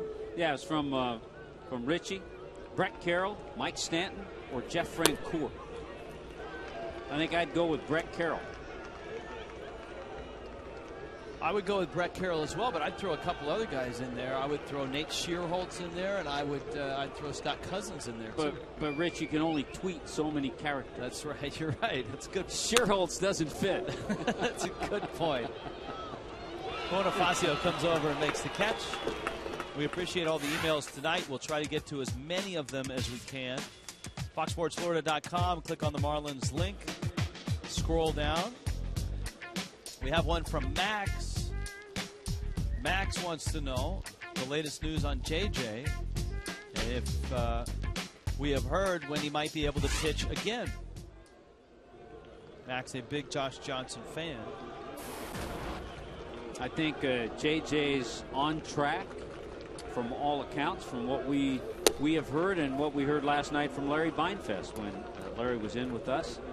He's had a couple of sessions off the bullpen. Rich Thompson getting ready off the bullpen mound. He'll have 2 or 3 rehab starts, and hopefully, if everything works out and there are no setbacks, he'll be ready in that series in Chicago after the All-Star break. Yep, right after the All-Star break. Mike Dunn and Edward Mujica, though both bullpens very busy right now. Off the glove of Gabby, and that's the only way the ball gets through the shift. Russell Branyan has a base hit. Infante was waiting for, but Gabby had no way to know that. Yeah, it's an instinctive play. If you knew that it was going to go right to Infante, you don't make the diving attempt. But yeah, Infante is going to be there.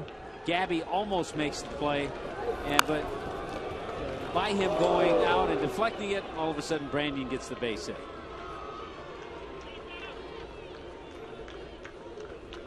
So here comes Hank Conger, who doubled his last time up. Branyan say, hey, thanks, Gabby.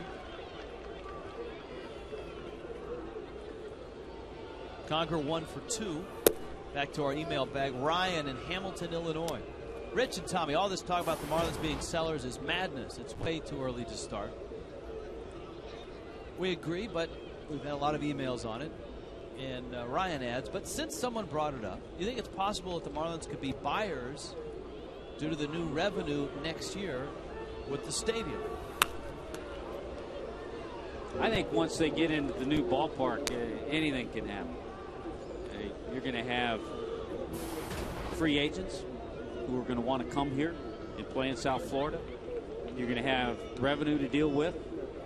And if you mix that in with the young talent that the Marlins already have, a lot of things could happen, a lot of positive things.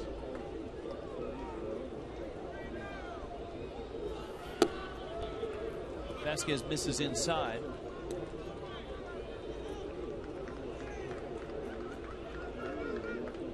Conger's parents are Korean. He was born near Seattle and a Huntington Beach guy, so he grew up in Southern California. Pulls one, and that one almost got Branyan. The bottom of the order has been a tough spot for Vasquez tonight. Now you've got Peter Borges, he's 1 for 2, and the pitcher, Irvin Santana's 1 for 2. Well, certainly Socha will pinch hit for the pitcher, and it looks like Jack's going to make a move and go to his bullpen. So Vasquez is going to come out with a couple runners aboard and a 2-0 lead. Here's a Marooney called to the pen. When you need a car, truck or van, who you gonna call? Marooney!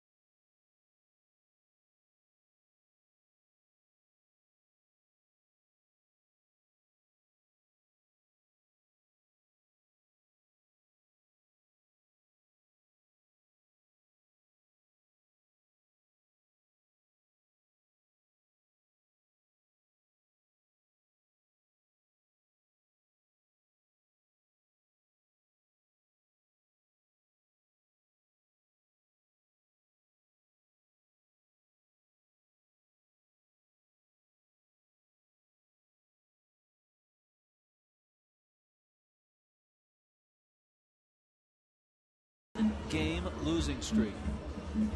And Javier Vasquez gets into the 6th, but not through the 6th. And here is Edward Mujica. Mujica, who sprained his wrist and has been on the shelf for the past week, comes in and he faces Peter Borges.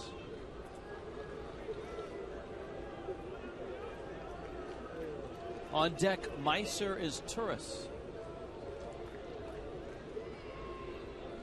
Borges, an outstanding bunter, blazing speed, and he rips one into left center field. On comes Bonifacio, and he makes a running catch. Speaking of blazing speed, and you put that with a nice jump, and that's why Bonifacio caught up to that. watch his reaction. This is a good shot because you're going to see Bonifacio, as soon as this ball's hit, he's off in the right direction. Good jump, and is able to cover a lot of ground. So here's his tourist, who was a starter last night. He got the start at third base.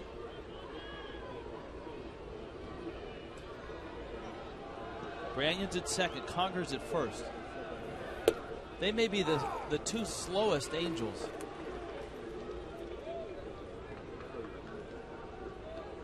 So not a lot of speed on a team that brings a lot of speed up and down the lineup. Top of the order, Eric Ibar on deck. Mojica's 0-1. And so far, he looks pretty solid out there. It's 0-2. Yeah, given the fact that he had some time off with that wrist injury. Last time Mojica was out there was about 6 days ago.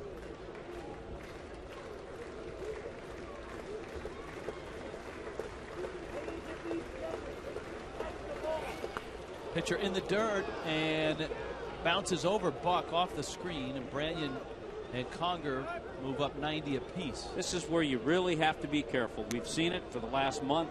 Any little situation. Last night it was a balk and then a pass ball when Buck and Anibal Sanchez got crossed up. And it seems like every time those little things have happened, the other team has capitalized. I think right now a big momentum shift would be if Mojica can retire his tourists right here. 1-2. Count 2 balls and 2 strikes. His tourist last night was in the leadoff spot. He was 2 for 4 with a double. Scored a run. Having a pretty solid year. Pops it up. Hanley makes a catch, and Mojica gets out of it. The Marlins hang on to a 2-0 lead.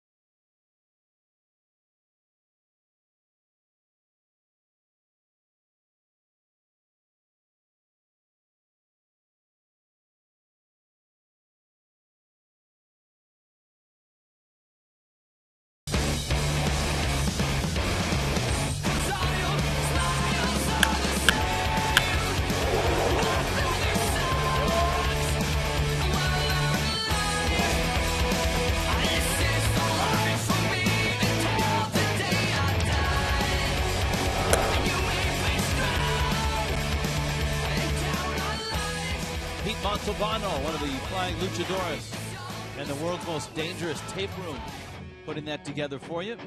Jack McKeon well aware of that as he goes over his lineup card. The Marlins here in the bottom of the 6th, a 2-0 lead over the Angels, and in for Irvin Santana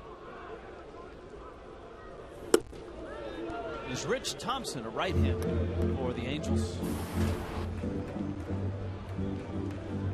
24th appearance for Thompson, not overpowering, has pretty good 12-6 curveball in his repertoire.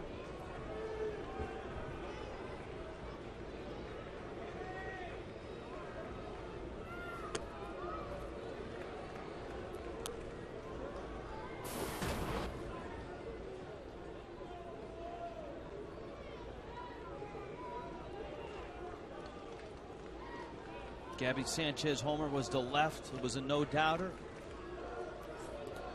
And Thompson with a sharp breaking ball. That's that big 12-6er. Got away from Thompson.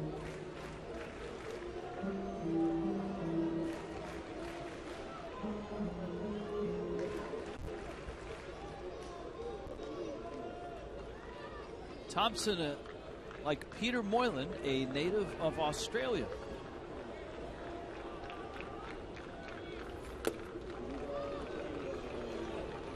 Gabby fouls that one into the glove. Doesn't have that down under delivery, though, that Moylan has. He's 26, lives in Sydney. Was born in Hornsby, Australia.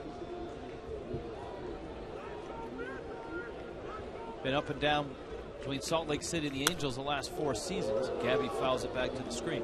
That is a great place to hit. In the Pacific Coast League, there are some real extremes in terms of ballparks. Salt Lake City at good elevation.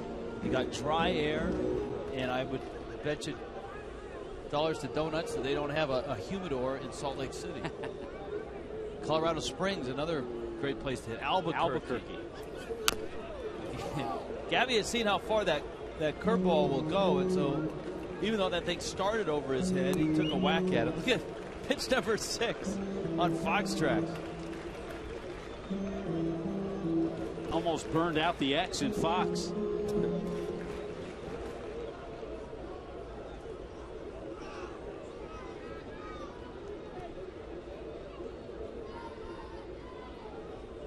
Thompson's 2-2. Got him. All right, we mentioned luchadores. That, of course, the fighter, the Mexican wrestlers. And the Angels had a promotion earlier this year where they handed out luchador masks. And the entire crowd, I think they set a world record, a Guinness Book of World Record for the most masked. Even the broadcast team got into it. Largest gathering wearing a costume mask, over 40,000.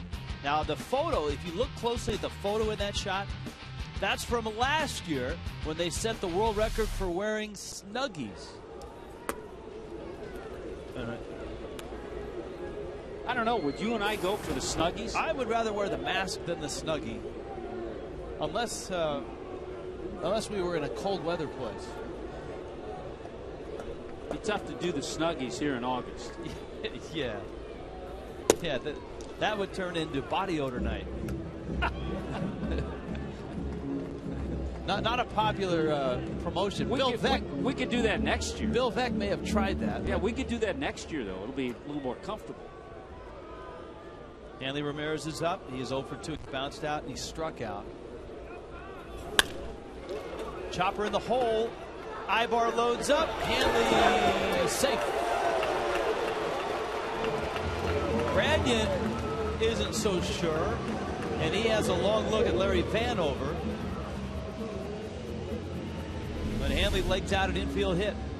Tough play for the shortstop, Eric Ibar. He's deep. Strong throw, gets one hop. The problem with that, and this is why Hanley got himself the base hit, the one hop, Branyan couldn't reach out for it. He had to let it come to him and caught it near his body. Watch that. If he's able to stretch out, they still may have gotten Hanley. But if he's able to stretch out, it's more clear. You're right. It's a more decisive call. Yeah, but he has to wait for it and catch it near his body. So an infield hit. The Marlins get a break. And here is Dobbs, who has probably broken 3 bats in this series. And as a result, he's got 4 hits.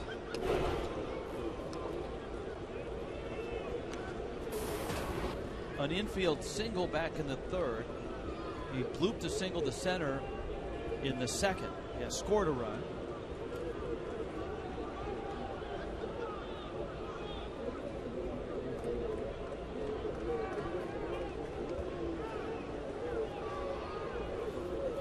With Hanley's back somewhat of an issue, does that shut down the running game? I don't know if it shuts it down completely, but I think it hinders it a little bit, yeah. I think you have to be careful. You want him in there. I think there would be particular spots that we might see him steal.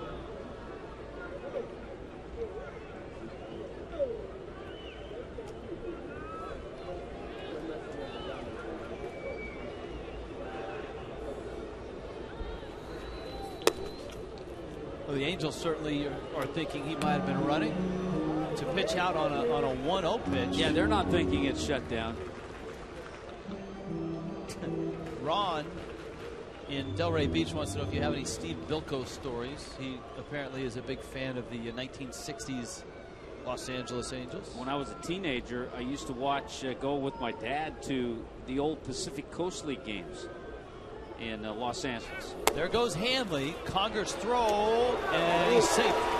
Sweep tag. Ibar tried to sell that he got Hanley on the helmet. Well, the one thing in that situation, you know they're not going to pinch out again to make it a 3-0 count. So a straight steal all the way. The throw offline, and no, there wasn't a tag. And Hanley picks up the stolen base. Good jump, and good to see Hanley running as well as he did. From that angle, you couldn't tell, but Brian Gorman, the second base umpire, had a great look and a great angle. Dobbs fouls it off. Just to finish that thought, you used to go see Steve Bilko in the old Coast League back in the late 50s and before the Angels were a thought, and see him play those AAA games. And that was a thrill because he was a big guy with a lot of power.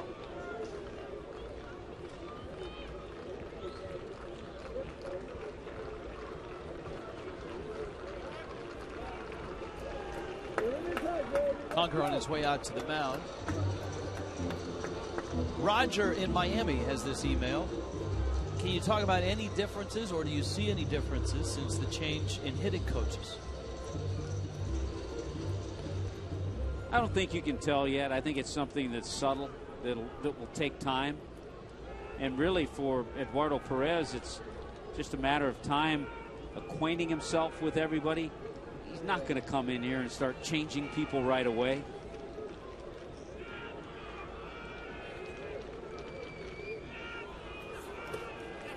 Dobbs check swing, didn't go, and he walks.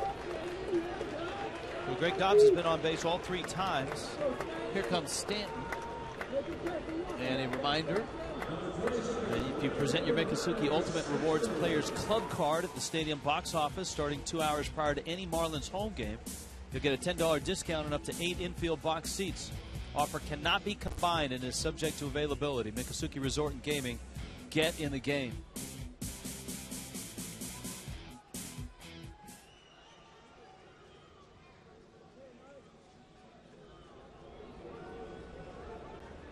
Mike Stanton now. 1 for 2, a single and a strikeout. I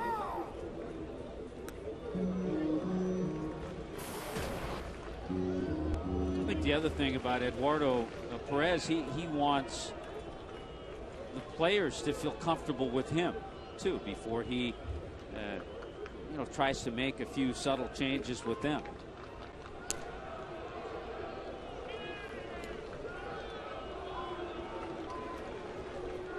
Would you agree that as a major league hitting coach, especially one that comes in the middle of the season, you have to earn a player's trust? Yes. Before you start tinkering? And I think with his big league experience, he can talk about some of the mental aspects of it. Hanley dancing off second.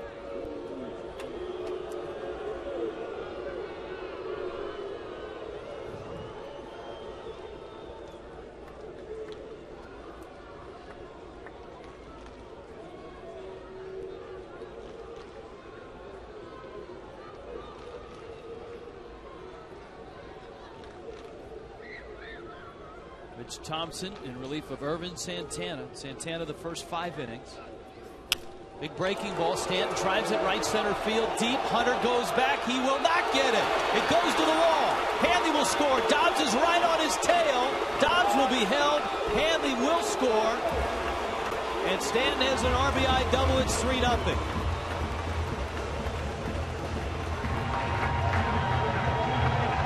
Well, some good swings tonight by Mike Stanton. A single, this time a double, driving in a run, and good to see him double on a pretty good pitch. It's our checkers double of the game, but he takes the breaking ball the other way out of the reach of Torrey Hunter, who can run down a lot of balls. Hanley's able to score easily. I thought Dobbs got a terrific jump. It was close, score him, hold him up. He was held at third, no problem, but he got a good jump to get there. Yeah, Joe Espada did put the stop sign up, and that puts a little pressure now on John Buck to deliver with runners second and third and the infield in.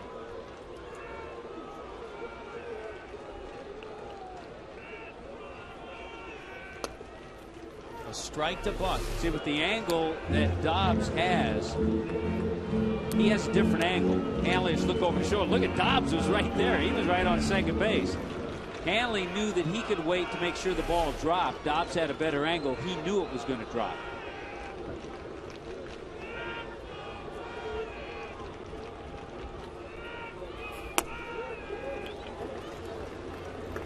That's what makes the Buck at bat so important. It's a little thing in that Joe Espada, I mean, he could have sent Dobbs, and it would have been a play at the plate, but he's putting the trust in Buck to drive in the run.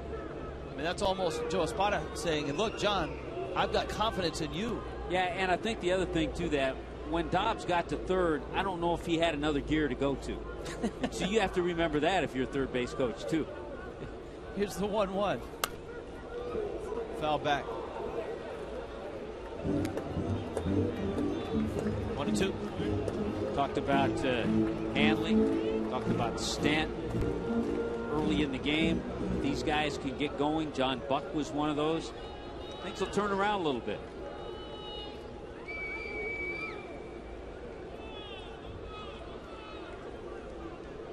Thompson out in front, 1-2. Puts it in play. Charging is Callaspo, and he whips it across the diamond in time.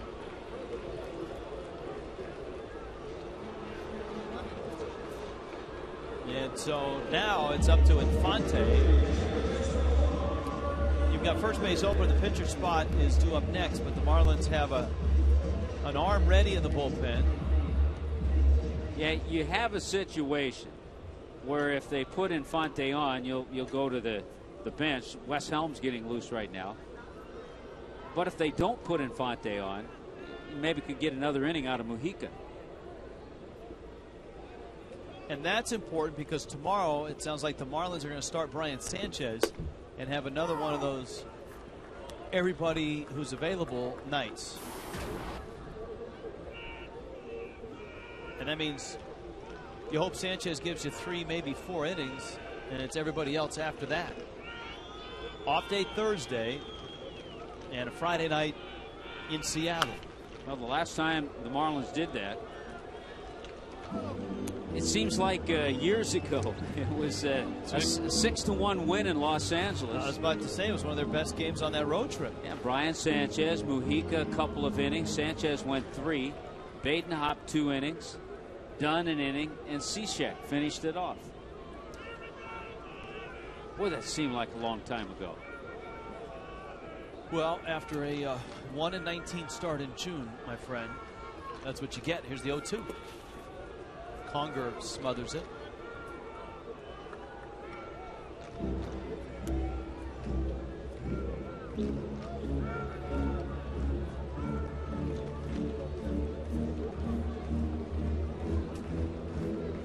There's Brian Sanchez. And the next day, things started to go a little crazy. That was at Ricky Nolasco, 5 innings, gave up 15 hits and 8 runs.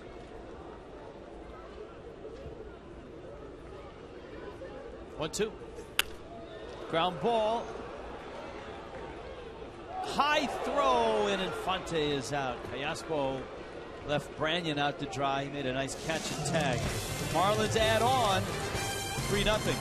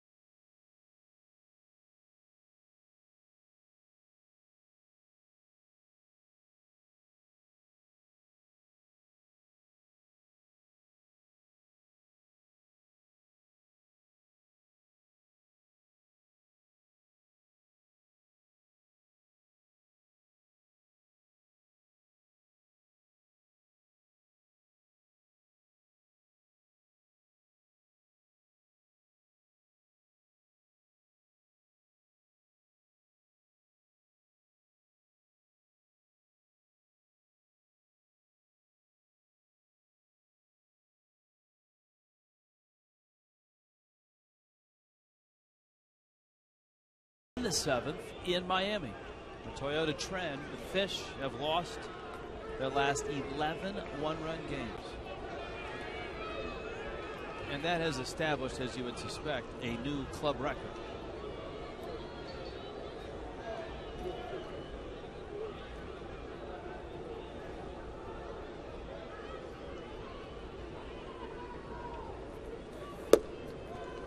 Fastball and a strike as Edwin Mujica does come out to pitch the 7th. He finished off the 6th for Javier Vasquez.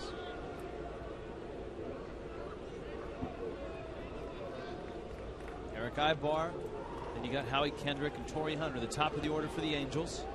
That one lifted foul and out of play. The Marlins 7 hits with their 3 runs. The Angels have 10 hits and do not have a run.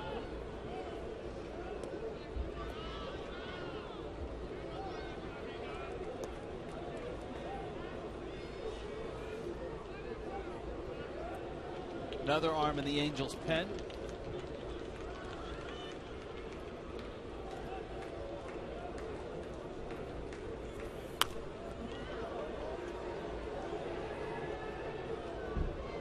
I think it's good to see Mujica throwing the way he has.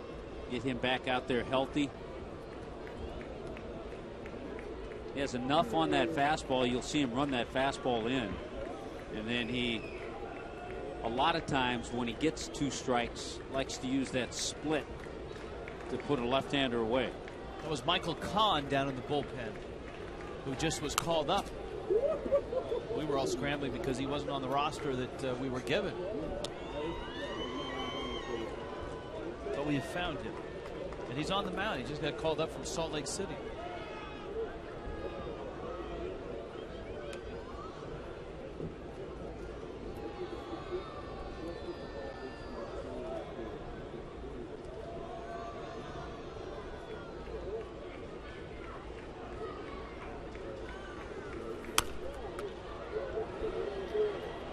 Good battle here between Eric Ibar and Edwin Mujica.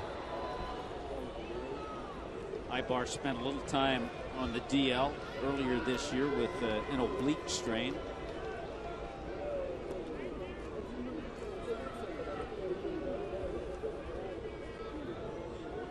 Sean in Lehigh, Florida. Do you think that the one person who can benefit most from Jack McKeon's presence is Hanley Ramirez?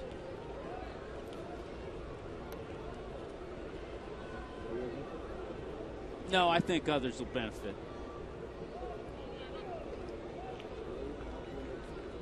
I think others will, as well as him. One thing we found out just in 2 games watching Eric Ibar, he's a pest up at the plate. He fouls off a lot of pitches, makes you work as a pitcher. Better against right-handers than he is against left-handed pitching. He's under 200 against lefties, but he's over 300, well over 300 against right-handers.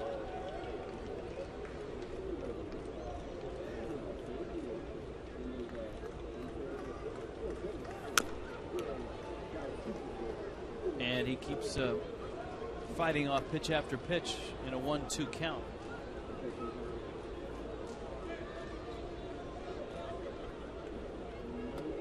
We had a lot of Albert Pujols questions tonight. Not how is his broken wrist and when will he return, but would the Marlins make a run at him if he were a free agent in the offseason? 1-2. Ground ball out to second. Infante flips to first. You know, Rich, I'm not so sure I would be willing to put up the kind of money he is going to want, because is he a great player? He's been the greatest over the last 10 years, but do you think he's going to do the same thing over the next 10 years? And he's going to want a 7, 8, 9-year contract. Which would, at today's money, put him in the, what, $250 million range? Yeah. That's, of course, after Adrian Gonzalez and Ryan Howard. Prince Fielder will be on the market. Be out in the market. Howie Kendrick.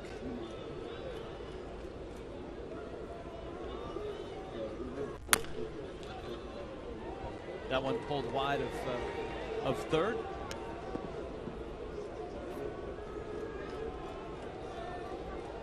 You know, many people felt, speaking of free agents, that Carl Crawford was going to end up with an Angels uniform on. But of course, Crawford and Gonzalez both ended up in Boston. I think many Angels fans were thinking that same thought.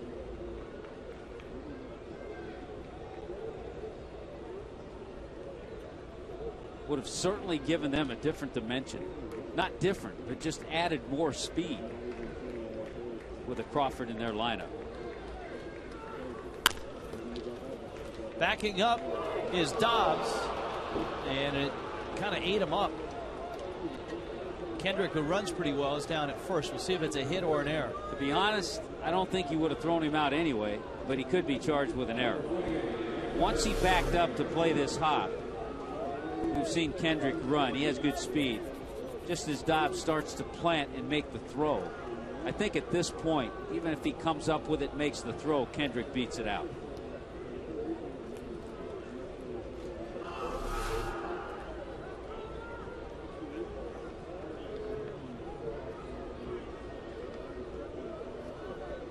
E5. Well, that's a tough error. And here's Torrey Hunter. Now he's 3 for 3, but that was all against Vasquez. Here's another look. Watch how Dobbs has to move back on this ball to get this hop. And he's right near the grass or on the grass to try to make that throw. That's a tough play for Scott Rowland.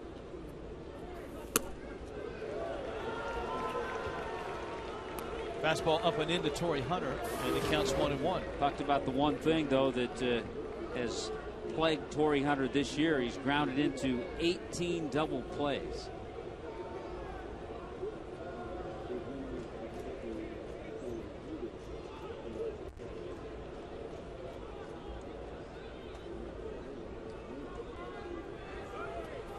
Runner on the move. Buck dropped the ball.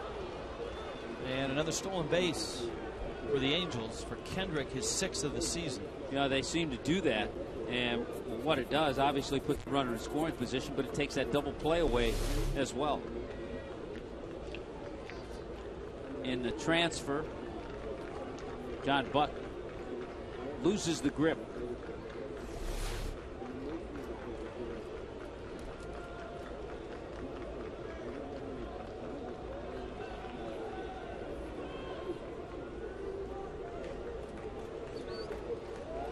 Now the 1-2. It's up. And it's 2-2. Eddie St. Clair, Jack McKeon discussing. Marlins have a pair of arms ready in the bullpen. You got Abreu on deck.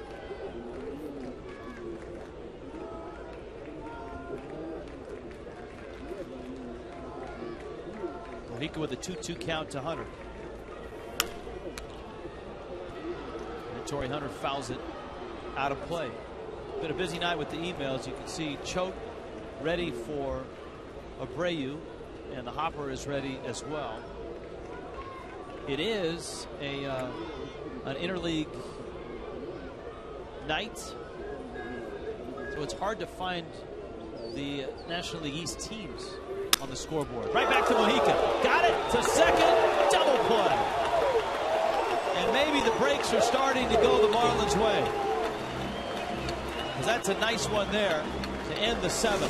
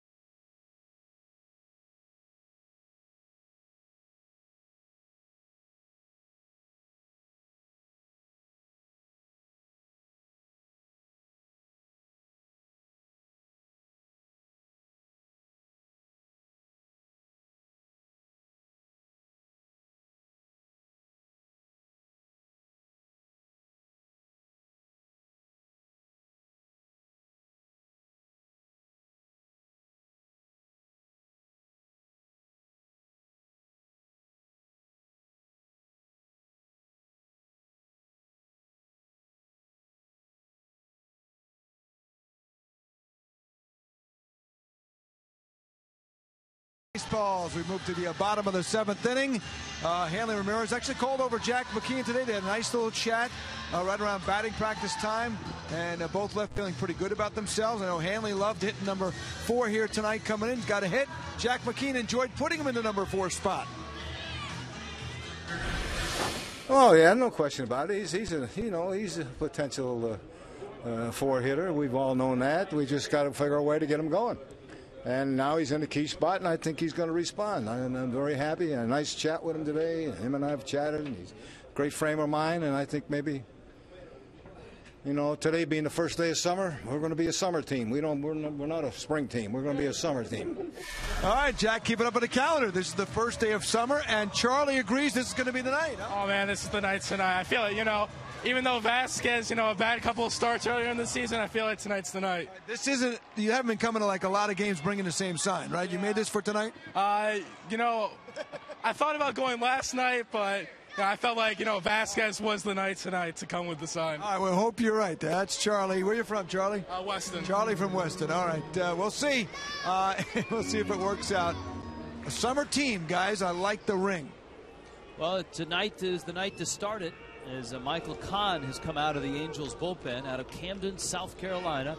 Dwayne Wise, a South Carolina guy himself, fouls it back. There's a look at Kahn, who is just about to turn 25 in a few days. Yeah, that's the thing about it's kind of a funny little thought.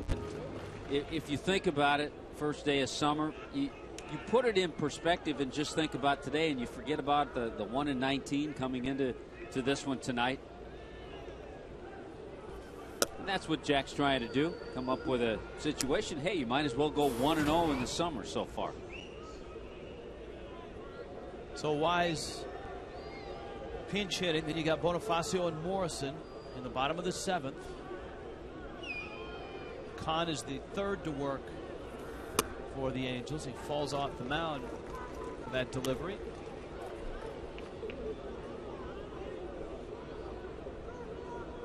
Because when the Marlins finish this series, you and I were talking about this, it's not going to be an easy road trip. Got the terrific pitching, young pitching in Seattle. And Seattle just beat Philadelphia 2-3. And they're beating the Nationals 5-1 tonight, the 8th inning. That's going to be the first National League baseball ever played in Seattle. When you think about it, Seattle's never been to a World Series. And then you have the solid pitching of the Oakland A's. They have a talented young staff. And then you've got the offense of the Texas Rangers. So it's going to be a challenge.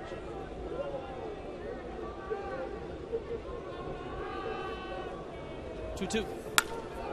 Wise sends it out to center field. Borges has it lined up. And an out in the 7th. Here comes Bonifacio. Full season ticket plans in the new Marlins ballpark available now. The Diamond Club is already sold out. Several other premium areas are close to capacity. So secure your seats today. You can call the new Marlins ballpark sales headquarters 1-877-411-2012 or go to marlins.com/new ballpark.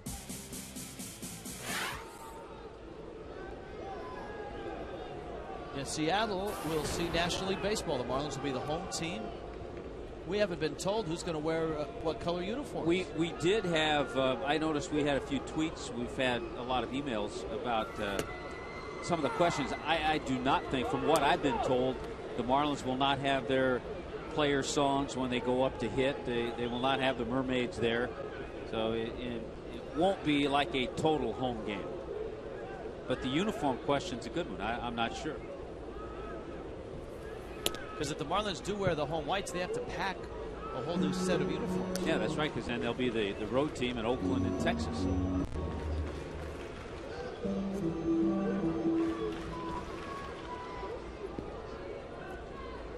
I think they've changed the Howie Kendrick ball from an error to an infield hit.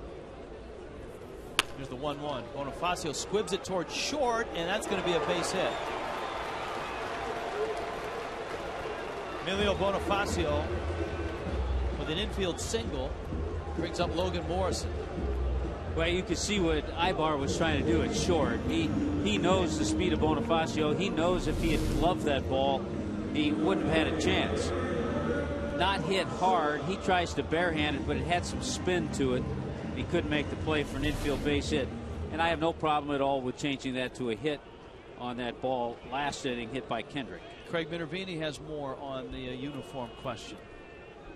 Yeah, Rich, I talked to John Silverman actually the other day, the equipment manager. And, he was saying, he had to confirm this, but he thinks they're going to go with black tops and the gray bottoms so they don't have to bring all the extra pinstripe bottoms, not to mention tops. So they also check to make sure that, for example, Seattle doesn't have a dark blue that they're going to wear the same night they might wear black. So it wouldn't look like a spring training game. But at last word, I think you're going to see them in the gray bottoms. Seattle with the black. All right, well, that's good to know. Seattle is in Washington. Doug Fister right now. The Nationals are getting shut down by Doug Fister, 5-1. That's in the ninth. Fister has been outstanding.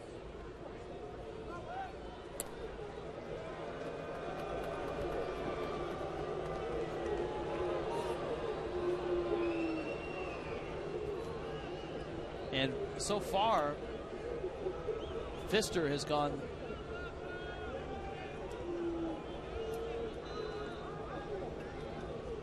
the distance. He's gone 8.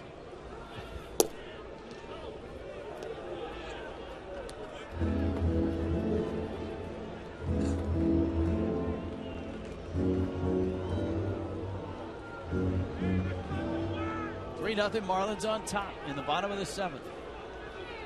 Bonifacio at first. 1-0 to Logan Morrison. Pops it up. Let's see if it's playable. Callaspo makes the catch. And Morrison a 1-for-4 night. Bonifacio kind of bluffed. You talked about Peter Borges still learning how to steal bases at the big league level. That's something that Bonifacio is still trying to master. Yeah, he's still trying to do the same thing. It's one of those games, too, I'm just thinking, Rich, there have been a couple of other opportunities where the Marlins have had a chance to score more than one run in the innings that they've gotten the run, the second inning and in the 6th. That chance to score more. I mean, the 3-0 lead looks nice. We haven't seen that too often this month. But it's one of those situations you get greedy at times.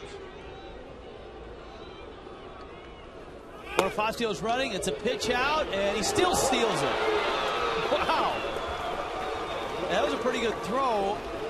It was into the runner, and as you can see, Bonifacio got hit by the ball. I think what he's reacting to, he may have been clipped by the second baseman, Howie Kendrick.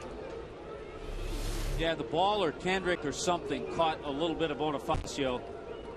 Boy, he just gets flat out going hard. And the ball carried right to the shortstop, Ibar, or Bonifacio is on third base. And Conger caught that ball way out and in front of the plate. It did hit him in the right elbow. That's hard to do. Hit a runner in the right elbow at second base.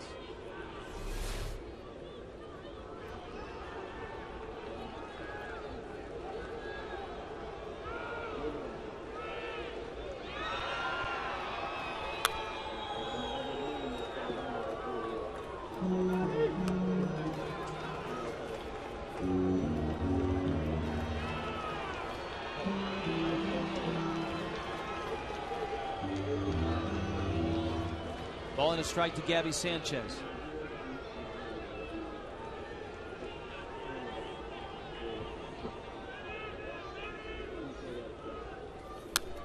And that one tied him up. Daniel wants to know, Daniel's in England, why not have the Seattle series in San Juan, Puerto Rico, just like the Mets series last year? You know, I think that was proposed at one time. And I think, and rightfully so, I don't think the Mariners were too keen on going all the way to Puerto Rico for a 3-game series. Gabby reaches out and pokes that one into shallow center, and Ibar goes out and makes the play. Marlins haven't been able to tack on a 3-0 lead, and they'll take that into the 8th.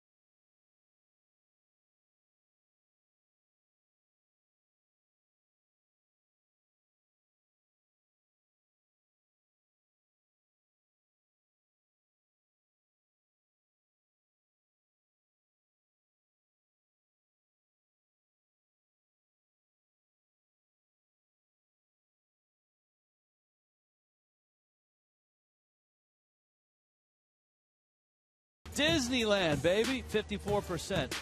Knott's Berry Farm has some nice attractions, but it's not Disneyland. The LA Angels of Anaheim, and where in the world is Anaheim? South of Los Angeles. You know, the home plate umpire, Tony Randazzo, the last couple of innings has had the Marlins trainers out. He's had a towel around the back of his neck. They've been pouring cold water on him. He's starting to feel the heat here. Sean Cunningham of the Marlins training staff.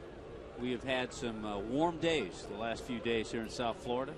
Yes, we have. All right, the Angels' big left-handed bat is up. So Jack McKeon turns to the Marlins lefty specialist, and Randy Choate out of the pen to face Abreu. Choate's numbers outstanding. He has been a bright spot for the Marlins from day one. The guys will tell you he keeps the bullpen loose, and he had given up 2 hits to left-handers. He gave up 2 hits to lefties in that series in St. Pete. So 4 hits by lefties all year against him.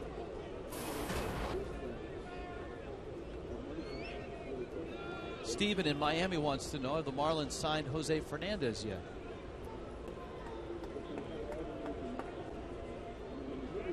I don't think so. I have not read that they have.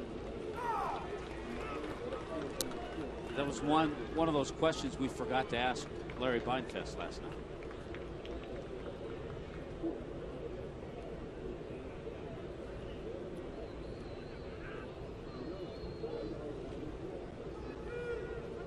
Two-one coming. Gary in Boynton Beach wants to know, what is it going to take for Omar Infante to win a Gold Glove? He may not be as flashy as Brandon Phillips or the O-Dog, but he gets the job done, and he's having a terrific year. Well, unfortunately, a lot of the Gold Glove awards, offense is taken into consideration as well. And unless Omar Infante picks things up in that department, a guy like Brandon Phillips, who's a little better offensive player, he's going to have an edge. Of course, the Gold Glove is voted on by managers and coaches in the big leagues. Maybe he'll win that Fielding Bible Award. John DeHaan and Bill James and Rob Nair, maybe they'll see all the metrics and give him a vote. That misses inside. There you go. At second base, Omar Infante at 9.97. Jonathan Herrera having a nice year for Colorado. You know, the other thing I think, and this is probably in the last 4 or 5 years with the MLB Network and ESPN, the web gems and the plays of the night you see on both those networks. Yeah, I think you get a little more notoriety around the country. For guys that make the diving catches and the incredible plays, but sometimes there are guys that don't make those incredible plays, that are just steady and consistent. Right. And the guys that do make the incredible plays will kick, a dozen balls that they should not have kicked. That's why I like those Fielding Bible Awards. Those are guys that study the different metrics, the different measurements, the eyeball test. I think Chase Utley won the Fielding Bible Award last year at second base.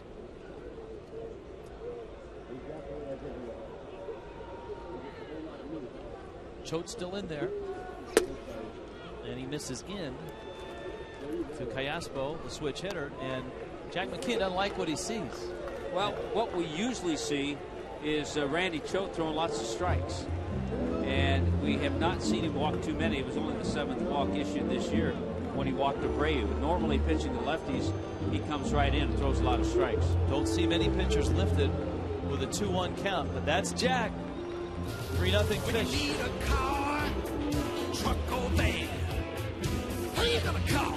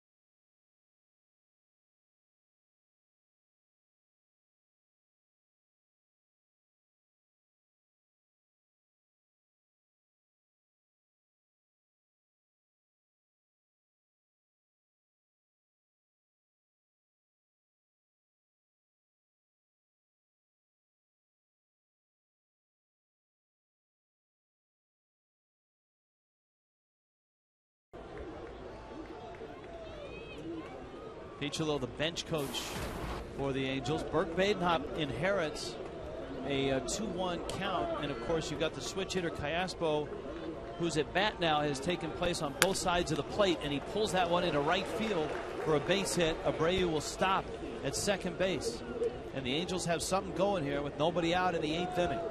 Don't often see that, a guy get to have an at bat on either side of the plate. But Badenhop now will get Russell Branyan with Callaspo's first hit of the night. He's at first. Yeah, he had not been announced, but the right-handed bat of Mark Trumbo was in the on-deck circle.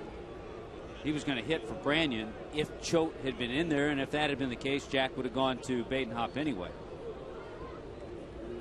So Branyan has a hit, and he takes outside. I like this email because this is a guy we've talked about the last couple of years. And it's from Terry and Davey. Heading into Oakland, what do you guys think about homegrown talent Gio Gonzalez? He's been one of those guys that I've only been able to see him pitch late night after the Marlin games. But I believe he's a Hialeah guy. And very engaging. I heard him interviewed the other day on a national radio show, and very interesting kid. Look forward to seeing him. Those are guys like that we hope pitch against the Fish. We'll see the Hammer out there in Oakland, Josh Willingham.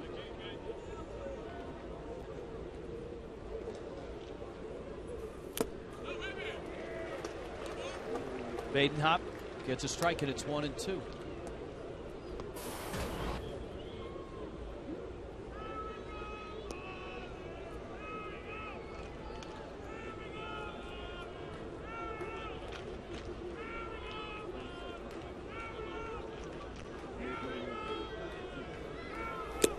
Got him on the 1-2.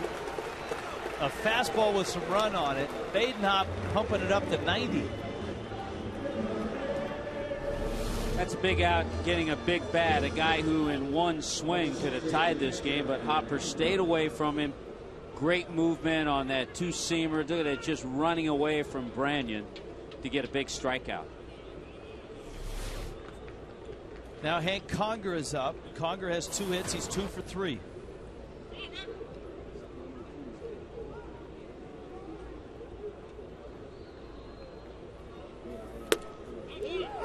A strike. 0-1.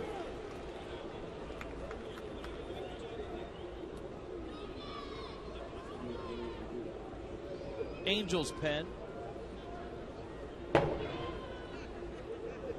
Cassava up. And Badenhop with a changeup, and it's 0-2. Bobby Cassava in the Angels pen. Burke Badenhop on the mound right now. This is a Javier Vasquez start. Gave the Marlins 5 1/3 innings. The Fish trying to snap an 11-game losing streak.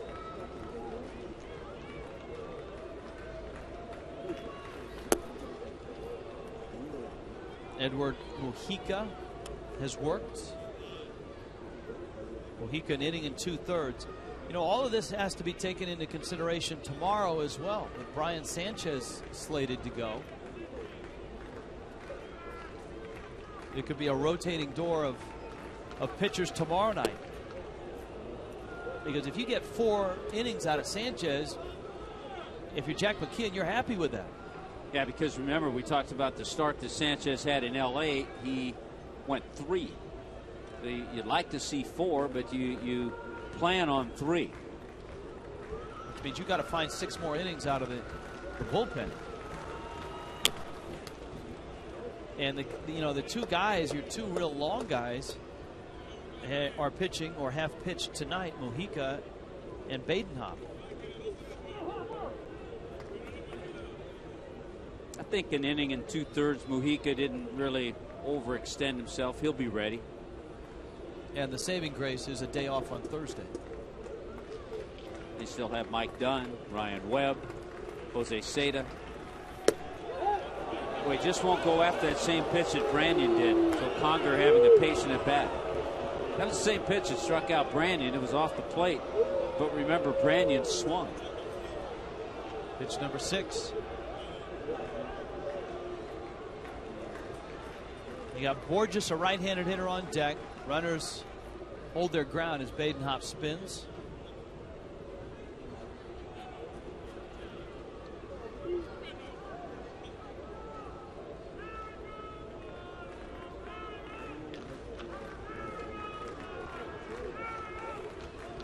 Hopper's 3-2. Line into center field. Bonifacio in, stops, makes the catch. And so Badenhop gets the second out.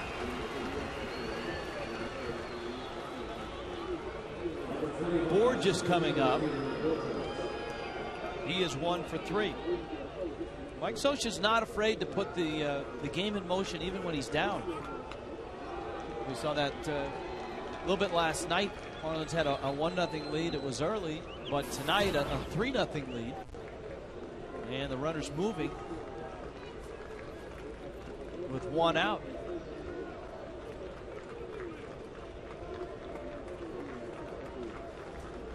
Jack McKeon trying to bring home his first win this year. Borges takes outside.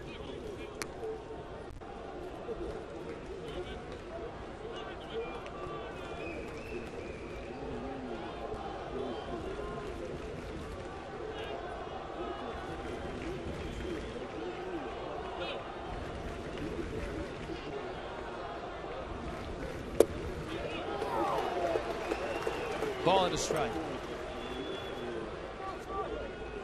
Badenhop making some good pitches. It looks like his fastball has really good movement tonight.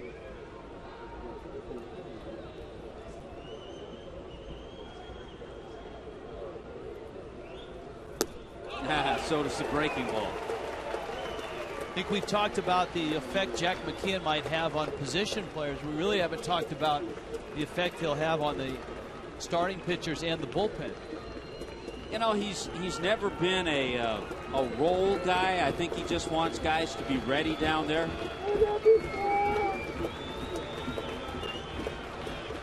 One, two. Obviously, Randy Choate is going to have his matchup to lefty role, but when I think it comes to the other guys, I don't know if it's going to be clearly defined. I don't know if it really has to be.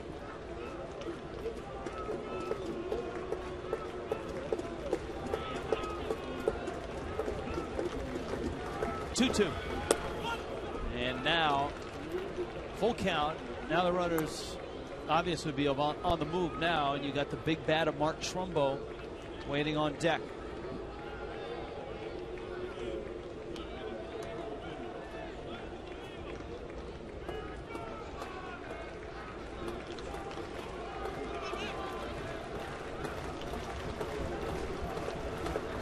Abreu from second, Iasco from first. They're on the move. Oh, and a breaking ball freezes Borges. How about that? Look at the hopper showing some emotion. That would be good on freeze cam.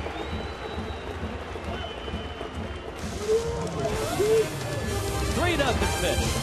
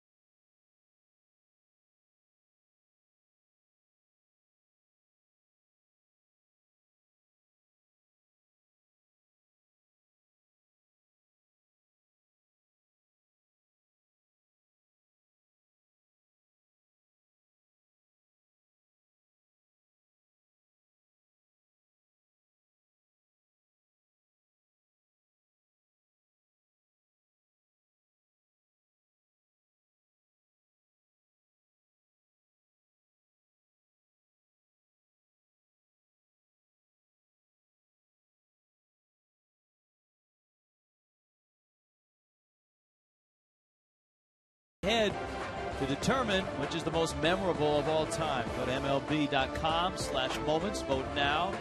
Your favorite midsummer classic moment. Tune in to the 2011 Major League Baseball All-Star Game on Tuesday, July 12th, 8 Eastern, 5 Pacific, here on Fox. To find out, Burke Badenhop finishes off the Angels in the 8th, and he finished off Peter Borges with an outstanding breaking ball. He threw a variety of pitches. The hopper, as he's wont to do, moved it around, kept it down. Great pitch, a great execution on his part, and a great call on John Buck's part. Here's Hanley Ramirez, and he pops it foul and out of reach. Here's another look.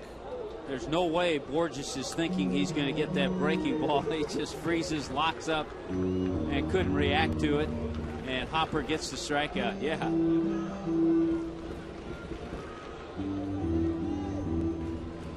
Good to see that type of emotion. We've, because the game certainly tightened up a bit, have sloughed off on some of the emails. We'll try to catch up. The 0-1 pitch to Hanley. Bangs it into center field. That's a base hit. So Hanley Ramirez has a couple of hits tonight. He is 2 for 4. A leadoff single here in the 8th. Greg Dobbs and Mike Stanton is due up. This is Danny in West Palm Beach. He's been riding for a while. Hasn't had his question answered, so here you go. With Jose Lopez on the team and swinging the bat well, is he going to take the spot of Wes Helms against lefties at third base? Or will Helms still play against lefties at third? I think we'll see Jose Lopez at third base against lefties. Here's Dobbs, who's done a nice job in this series. 2 hits and a walk tonight. Dobbs last night, on a night where the Marlins only had 5 hits against Jared Weaver, Scott Downs, and Jordan Walden. Dobbs had 2 of those hits last night. Mr. Dimples wants to know, will Leo Nunez survive as the closer under Jack McKeon? I think if he runs off about 15 consecutive saves, yes. I think if he struggles, no. Captain Panic. There's some good names on Twitter. There's a look at Nunez. Why don't you report WHIP when talking about pitching stats? It's, in his mind, Captain Panic's, the most important. Well, it's very good stat. Walks to and hits to innings pitched. I would vote for that. Runner goes. Yeah, I like it. I think it's of all the new stats. You know, some I'm not crazy about, but I think that one is a meaningful one. And I'll tell you this, Captain Panic and Tommy Hunt. I'm not panicking. No. And you're not a captain either. It's the stat that most pitchers pay attention to. That's you talk to some pitchers and a lot of them know exactly what their whip is. I think it comes up in arbitration. That's why. Yeah, that's when you whip it good. 1-2. Hanley's running again, and Dobbs lines it into right field. That's a base hit. Hanley turns second on his way to third. And the Marlins are in business here in the 8th. Greg Dobbs 3 for 3. Boy, he's on base all 3 times. He walked his other at bat. And of his 3 hits, this one hit the hardest, stinging the ball into right field. Good stroke. Hanley on the move. Hanley never looked back and easily made it to third base.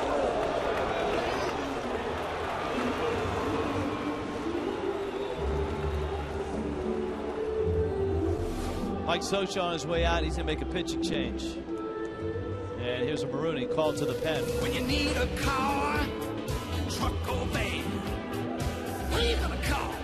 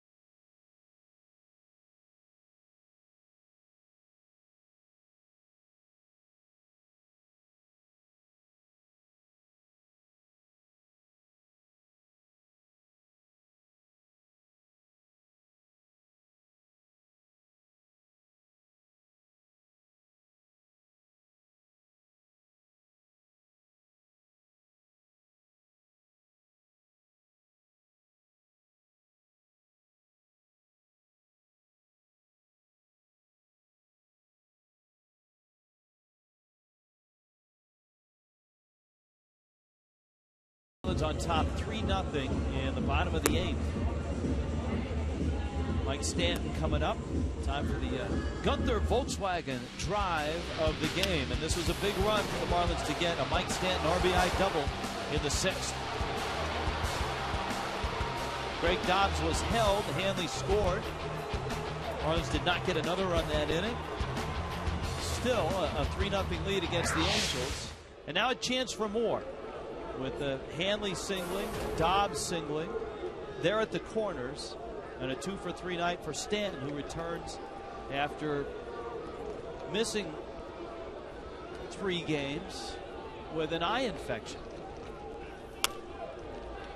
And he gets jammed there by Bobby Casava and dumps it into the seats. Well, the Marlins have reached double figures in hits with 10. Casava with mostly sinkers and sliders.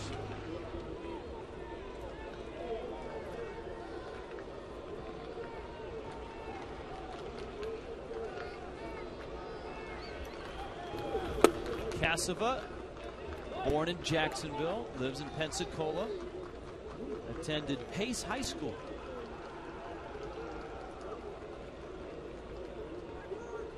'34th round pick in the 2004 draft. Stand up the middle into center field, base hit. Hanley scores 3 hits for Mike Stanton.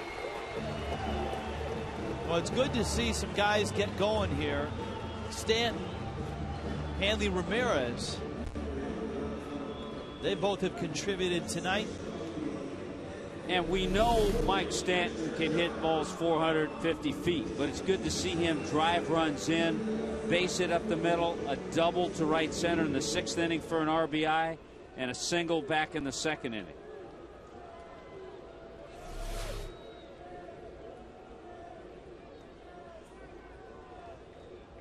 Here is John Buck. We've had a few emails about signing Scott Kazmir. That one fouled back. The Angels, former Ray, former Met, former Angel. Angels just released him. He was in the last year of an $11 million deal, so he was making $11 million this year. They had to eat a good portion of that contract.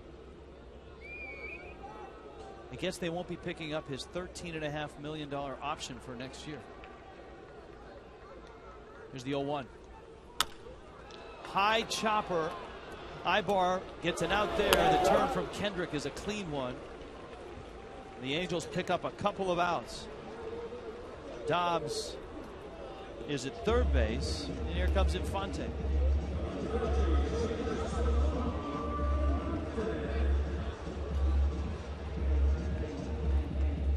Jose Seda and Leo Nunez in the bullpen. We have youngsters that ride in. Benjamin has this interleague question. He wants to know when the Red Sox are coming back to town. Maybe next year, because the Marlins are due to play the American League East next year. If I remember it correctly, the Marlins went to Boston the last time the Marlins played the East. So there's a possibility of that. Went to Boston and Toronto. The Yankees came here. Last year, the Marlins interleague schedule made absolutely no sense. We went everywhere. Marlins played a team in every division in the American League.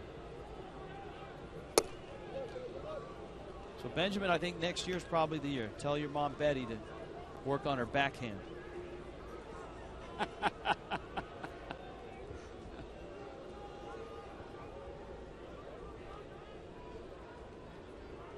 Infante trying to pick up this run. Now it's 1-2.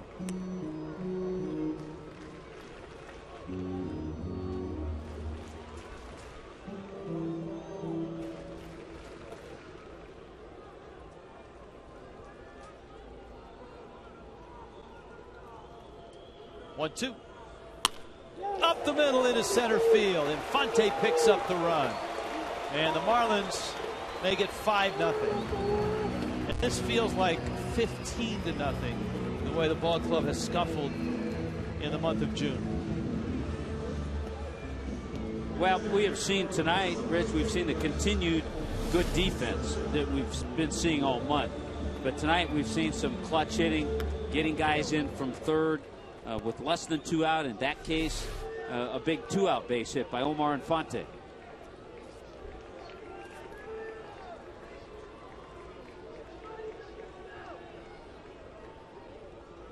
John in Fort Lauderdale, good question.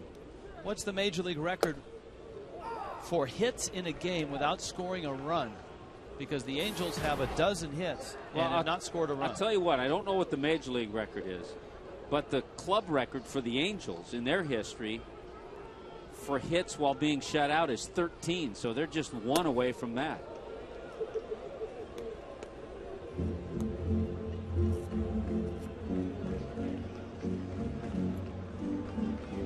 Mike wants to know, not Mike Scioscia, although he may be curious, why has Omar Infante struggled so much this year? He was an all-star last year. He was 3rd in the National League in hitting.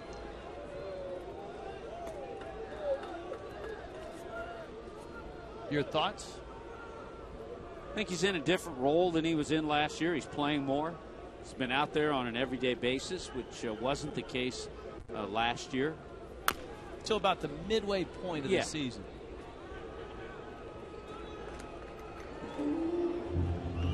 You know, you could ask the same question, and I just checked, because I always do, just check the Braves box score. 0 for 4 for Dan Uggla. He's back to 175, 174.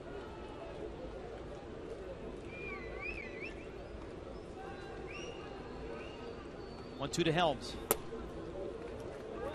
Cassava runs it up and under that. Braves really, I was going to say banking on Uggla, but that would be a poor choice of words.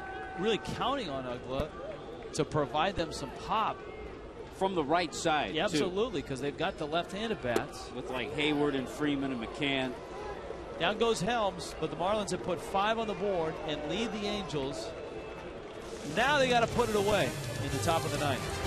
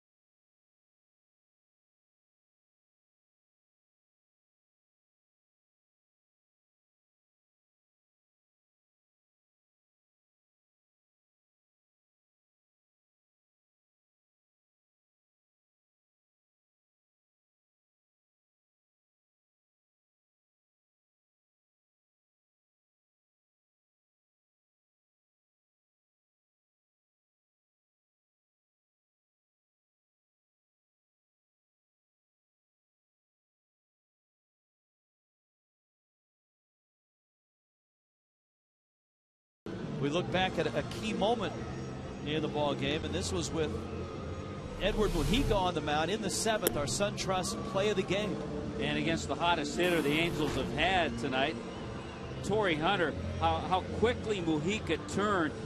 He wasn't sure how good the throw was going to be, but he wanted to make the throw as quick as possible to second base.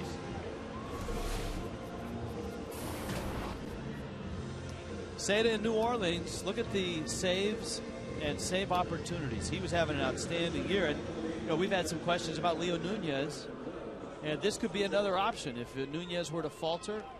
Plus, the Marlins are still looking for an 8th inning guy until Clay Hensley gets back. That might be a role for Seda as well. The big man climbs to the mound, his first appearance this year. And he fires up a fastball for a strike. Vernon Wells making a special guest appearance. Yeah, Seda was on fire in New Orleans, 19 saves. Good fastball, good slider. He told me a cutter, and he's also used the splitter.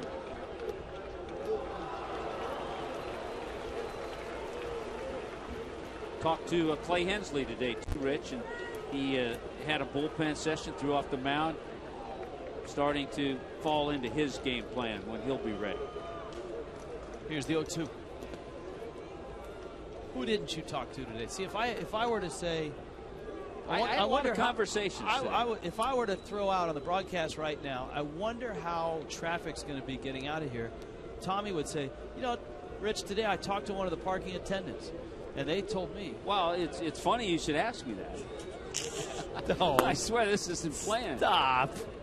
Marlins assistant athletic trainer, Mike Kozak, as we had our conversation before the game, warned me that the turnpike at Glades is going to be shut down. It's going to be closed northbound. So make sure you take 95. Seda strikes out Vernon Wells. But you'll never know what kind of information you get before the game. Well, it's a good power fastball, striking out a pretty good hitter in Wells. I think the other thing, too, with Seda, when we saw him, remember in 09, he missed the entire season.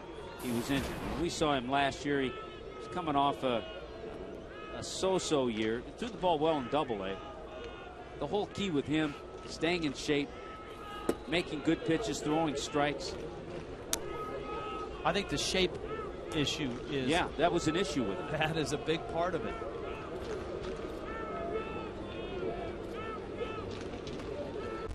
It's one thing to be big and throw hard. It's another thing to be too big and throw not so hard. Crack staff I know is working on this, but an emailer, Robert and Davey, says hits in a shutout in a 9-inning game, 14 New York Giants in 1913, and the Cleveland Indians in 1928. In an extra inning game, it's 15, and that's by the Boston Braves back in 1901. So that's back in the dead ball era. Did you see that by Ibar as he tossed the bat over? He placed his hand on John Buck's shoulder, almost like a courtesy. Excuse me, Mr. Buck. I'm going to flip the bat in front of him. Yeah, wanted to keep his balance as he made that. Watch this. First, let's watch the pitch, and that's outside. See? Now watch this. Thank you. Very courteous of both guys. Very courteous exchange. That looked like the cutter. John Buck just trying to calm him down out there, keep him loose. Yeah, we had a couple of crack staffers check in with that same note. So that's good to confirm. So the Angels are 2 shy of the Major League record, 1 shy of the franchise record for hits in a game without a run. Leo Nunez and Mike Dunn in the bullpen.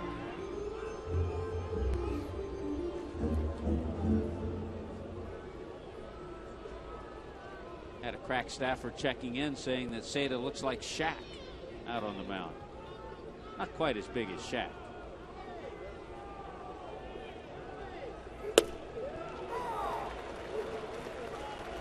Of course, remember Seda came over from the Cubs organization when the Marlins sent Kevin Gregg to Chicago.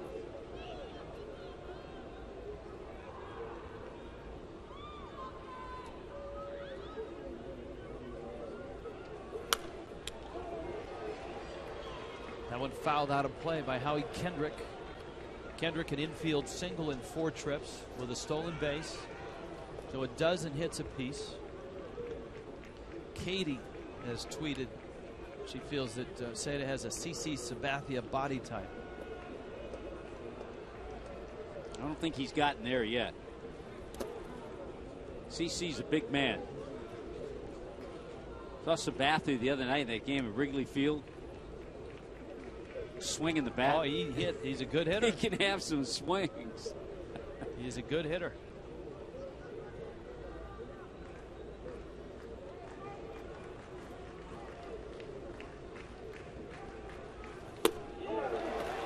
Seda strikes out Kendrick.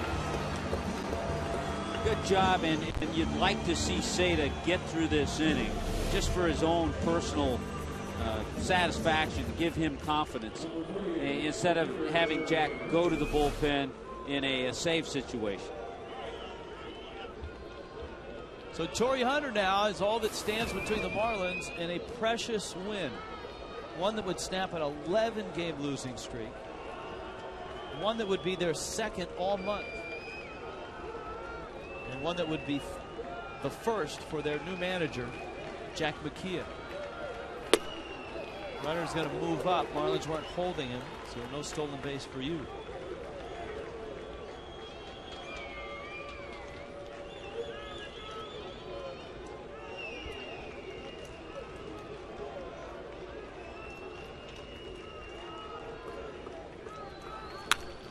Up the middle into center field, and Torrey Hunter is going to give the Angels a run. So the shutout is lost, and Hunter just continues to hit. How about Torrey Hunter tonight? The only time he was retired was that line drive right back to Mujica for the double play. So 4 hits tonight. They've all been hit hard. And the out he made, he hit right back on the line to the pitcher.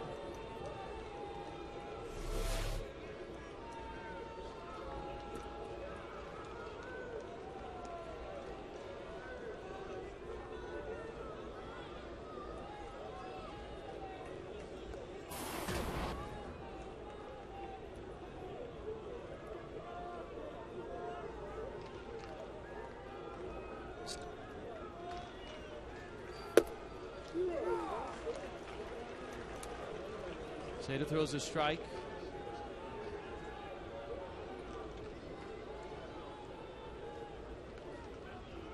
You know, there are some that say that you shouldn't just give up the bases. I'm one of those. That goes between the legs of Dobbs and into left field, and Hunter scores, and that is why some people say you don't give up the 90 feet. Because in both cases, the Marlins weren't holding an Angel runner. They take the 90 feet, and then they end up scoring, one on a base hit, another on an error by Dobbs. And it also takes away a force. I mean, I know it gets your first baseman with a left-hander. It gives him position to cover more ground, but it takes away a force. Either way, that's going to be all for Seda, and unfortunately, that the confidence isn't going to be built here. He's going to have to come out. Here comes Nunez.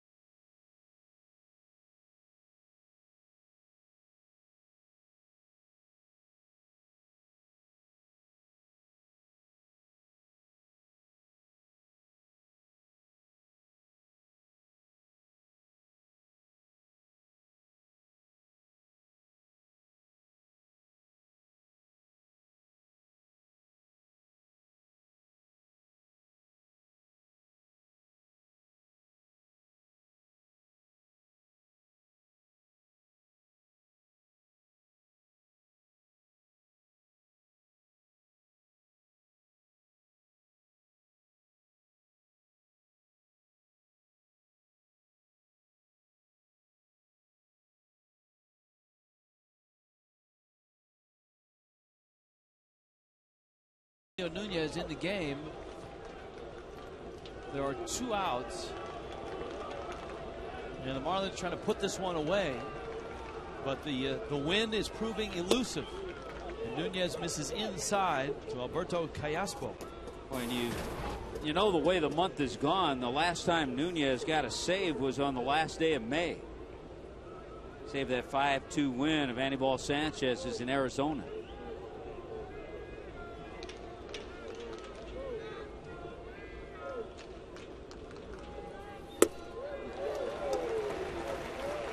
One.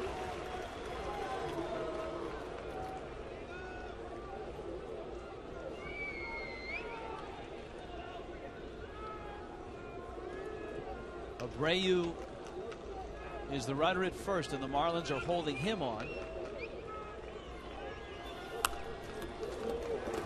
One foul back to the screen, and Nunez out with a count 1-2.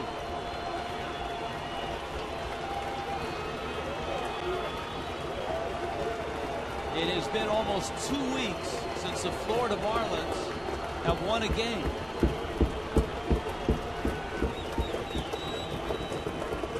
Leo Nunez trying to get the last out, one that proved elusive to Jose Seda, helped by the error from Greg Dobbs. 1-2 coming.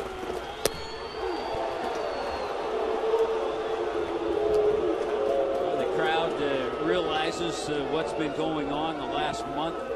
Marlins trying to also stay away from establishing a franchise record of losing 12 in a row. They tied the record with 11 in a row.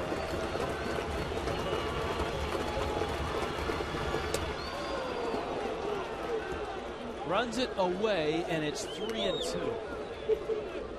And the last thing Leo Nunez wants to do is bring Russell Branyan to the plate as the tying run here in the ninth.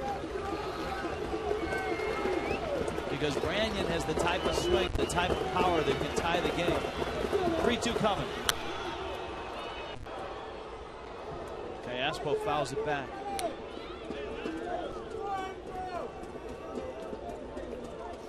Callaspo out of Venezuela. Originally signed by the Angels. Abreu will be moving again. Count, 2 outs. He walked him, and here comes the tying run to the plate. And of course, the Marlins were in a great position to win a ball game in Philadelphia. And a 4-2 lead in the ninth evaporated. Nunez was on the mound for that. And Rich, I don't care. You just can't do that. If you're a major league closer, you can't walk the tying run to the plate in a game like this. If you throw fastballs right down the middle, if you tell Callaspo you're throwing fastballs down the middle, he hits one out, it's still a 1-run lead. Branyan with a big swing and a miss. This guy has 190 career home runs at the major league level, over 200 at the minor league level. He's 1 for 4.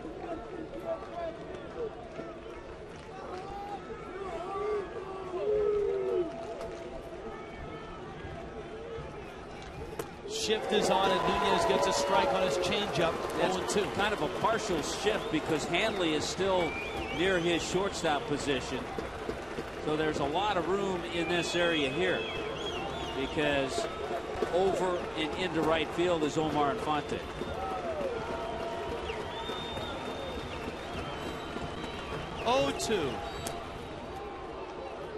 On the flip side, Branyan is a guy who has struck out a lot of times. So if you make the right pitch, you can get the strikeout.